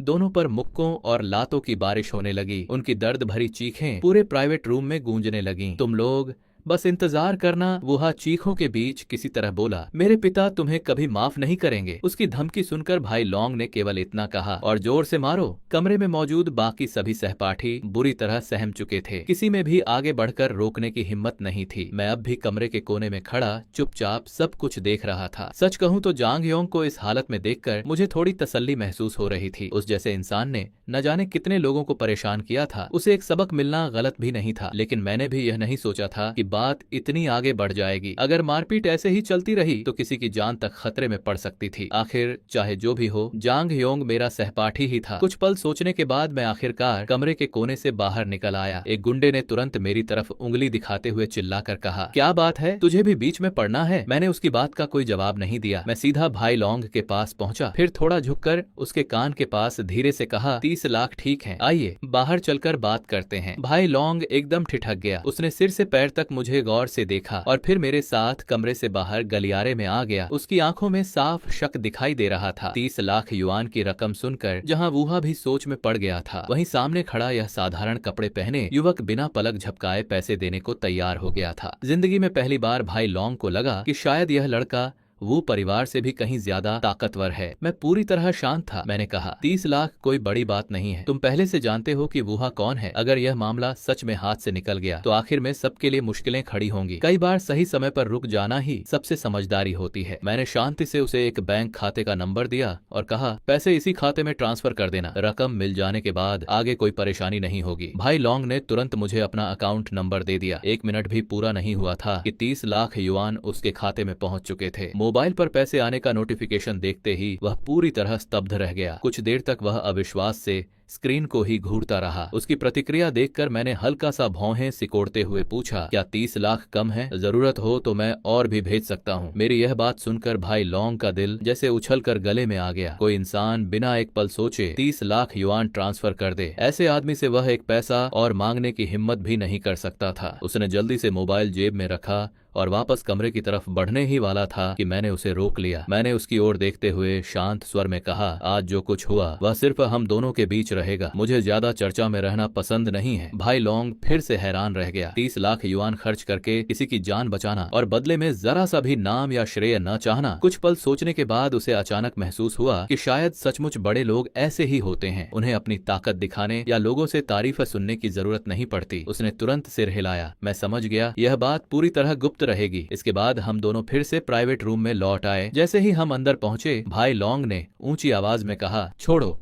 इस बार इन्हें जाने देते हैं। उसके आदमी एक दूसरे का चेहरा देखने लगे। उन्हें कुछ समझ नहीं आया, लेकिन किसी ने भी उससे सवाल पूछने की हिम्मत नहीं की। इसके बाद भाई लॉन्ग मेरे पास आया और पूरे सम्मान के साथ बोला, भाई अगर भविष्य में कभी भी मेरी जरूरत पड़े तो बस एक बार आवाज दे देना। इतना कहकर वह अपने सभी आदमियों को लेकर वहां से चला गया। उनके जाते ही पूरे कमरे में फिर से गहरा सन्नाटा छा गया। हर सहपाठी मुझे अविश्वास भरी नजरों से देख रहा था। अगले ही पल सभी एक एक करके मेरी तरफ दौड़ पड़े। शाओ यांग, सच में तुम्हारा बहुत बहुत धन्यवाद। हाँ, अगर तुम नहीं होते तो हमें समझ ही नहीं आता कि क्या करें। यहाँ तक कि यंग मास्टर वो भी पिट गए थे। मुझे तो सच में लगा था कि आज कोई बहुत बड़ी घटना हो जाएगी। शाओ यांग, आखिर तुम इतने प्रभावशाली कब बन गए? सबकी बातें और उनका आभार सुनकर मैं केवल हल्की सी मुस्कान के साथ चुपचाप खड़ा रहा। मैं बस शांत खड़ा रहा, लेकिन पास खड़े वूहा का चेहरा पल पल और भी बदसूरत होता जा रहा था। अचानक उसने ठंडी आवाज में कहा, तुम भाई लॉन्ग को पहले से जानते थे, है ना? उसकी बात सुनते ही कमरे में मौजूद सभी लोगों की नजरें मेरी ओर घूम गईं। वूहा ने आगे कहा, अगर तुम उसे जानते थे तो पहले ही क्यों नहीं बताया? उसकी आवाज में साफ नाराजगी झलक रही थी। आखिरकार मैं खुद भी इस मामले को संभाल ही लेता, लेकिन तुमने जानबूझकर आखिरी वक्त तक इंतजार किया। क्या तुम जानबूझकर हमारा तमाशा देखना चाहते थे? फिर उसने जांग योंग की तरफ इशारा करते हुए कहा, उसे देखो, वह तुम्हारा क्लासमेट है। तुम कैसे चुपचाप खड़े होकर उसे पिटते हुए देखते रहे? उसके शब्द खत्म होते ही शूलिंग भी तुरंत उसकी बात का समर्थन करने लगी। बिल्कुल सही शाओ यांग, जांग योंग तुम्हारा सहपाठी है। हम सब इतने सालों से एक दूसरे को जानते हैं। तुम इतने निर्दयी कैसे हो सकते हो? वूहा ने सिर हिलाते हुए आग में घी डालना जारी रखा। अगर पहले की किसी गलत फहमी की वजह से तुम उसे सबक सिखाना भी चाहते थे, तब भी ऐसा तरीका अपनाने की क्या जरूरत थी? शूलिंग ने भी ऊंची आवाज में कहा, हाँ बिल्कुल, अगर तुम उन लोगों को जानते थे तो शुरू से ही आगे आ जाते। जांग योंग को आधा मरा होने तक इंतजार करने की क्या जरूरत थी? धीरे धीरे कई और सहपाठी भी उनकी बातों में शामिल हो गए। हाँ शाओ यांग, जो भी हो, जांग योंग आखिर हमारा क्लासमेट ही है। उन सब की बातें सुनकर मुझे गुस्से के मारे हंसी आने लगी। मैं मन ही मन व्यंग्य से मुस्कुरा उठा। मैंने उनकी मदद करने के लिए पूरे 30 लाख युआन खर्च कर दिए और आखिर में खलनायक मैं बन गया। जब कुछ देर पहले सब मुझे चुप रहने और बीच में न पड़ने की सलाह दे रहे थे, तब किसी ने एक शब्द भी नहीं कहा। लेकिन जैसे ही मैंने आगे बढ़कर पूरी समस्या हल कर दी, अचानक सारी गलती मेरी हो गई। ऐसा लग रहा था जैसे मैं चाहे जो भी करूं, गलत मैं ही साबित होऊंगा। मैंने पूरे कमरे पर नजर डाली और ठंडे स्वर में कहा, मैं यहाँ सिर्फ पुराने दोस्तों से मिलने और साथ खाना खाने आया था। लेकिन आखिर में हर बात का दोष मुझ पर डाल दिया गया। अगली बार अगर ऐसी कोई पार्टी रखो तो मुझे बुलाने की जरूरत नहीं है। इतना कहकर मैं बिना पीछे देखे मुड़ गया और सीधे बाहर निकल गया। सच कहूं तो अगर मुझे पहले से पता होता कि आखिर में यही सब होने वाला है, तो मैं उसी कोने में खड़ा तमाशा देखता रहता। कम से कम मेरे 30 लाख युआन तो बच जाते और यह बेवजह की मुसीबत भी नहीं झेलनी पड़ती। मेरे जाने के बाद धीरे धीरे कई सहपाठियों को एहसास होने लगा कि मेरी बात में दम था। एक मिनट, भाई लॉन्ग ने आखिर सभी को छोड़ा भी तो शाओ यांग की वजह से था। हाँ, अगर जांग योंग बाहर जाकर खुद झगड़ा शुरू नहीं करता तो यह सब होता ही नहीं। फिर हम लोग शाओ यांग को क्यों दोष दे रहे हैं? ये सब सुनकर वूहा का चेहरा और भी काला पड़ गया। उसके लिए सबसे बड़ा अपमान यही था कि सब लोग यह मानने लगे थे कि शाओ यांग ने उसकी जान बचाई। क्या सच में उसे, वूहा को, शाओ यांग की मदद की जरूरत थी? जितना ज्यादा वह इस बारे में सोचता गया, उसके मन की कड़वाहट उतनी ही बढ़ती गई। उधर मैं भी मन में भरा हुआ गुस्सा दबाए अपनी कार चलाकर घर लौट आया। जैसे ही मैंने घर का दरवाजा खोला, मेरी नजर सोफे पर बैठी लियानी पर पड़ी। उसका चेहरा पूरी तरह ठंडा और भावहीन था। उसे देखते ही मेरा दिल धक से रह गया। मैं धीरे धीरे उसके पास गया और सावधानी से पूछा, क्या हुआ? उसने मेरी तरफ देखा तक नहीं, बस शांत स्वर में बोली, कल रात मेरी आंटी ने हमें डिनर पर बुलाया है, हम दोनों साथ चलेंगे। इतना कहकर वह उठी और सीधे अपने कमरे में चली गई। उसके कमरे का दरवाजा बंद होने के बाद ही मैंने राहत की लंबी सांस ली। लेकिन अगले ही पल मेरे मन में एक सवाल उठा। मेरी आंटी तो मुझे कभी पसंद ही नहीं करती थीं। फिर उन्होंने अचानक मुझे भी डिनर पर क्यों बुलाया? अगली दोपहर मैं और लियानी साथ में रेस्टोरेंट पहुंचे। जैसे ही हम अंदर दाखिल हुए, आंटी ने मुस्कुराते हुए बड़े उत्साह से लियानी को हाथ हिलाकर बुलाया, लेकिन अगले ही पल उनकी मुस्कान उस समय जम गई जब उन्होंने मेरे ऊपर नजर डाली। उन्होंने झेंपते हुए पूछा, तुम भी आए हो? उसी समय मेरी नजर उनके बगल में बैठे चुंग यू पर पड़ी। सब कुछ एक ही पल में साफ हो गया। यह कोई पारिवारिक डिनर नहीं था। आंटी ने साफ तौर पर यह मुलाकात लियानी और चुंग यू को करीब लाने के लिए रखी थी।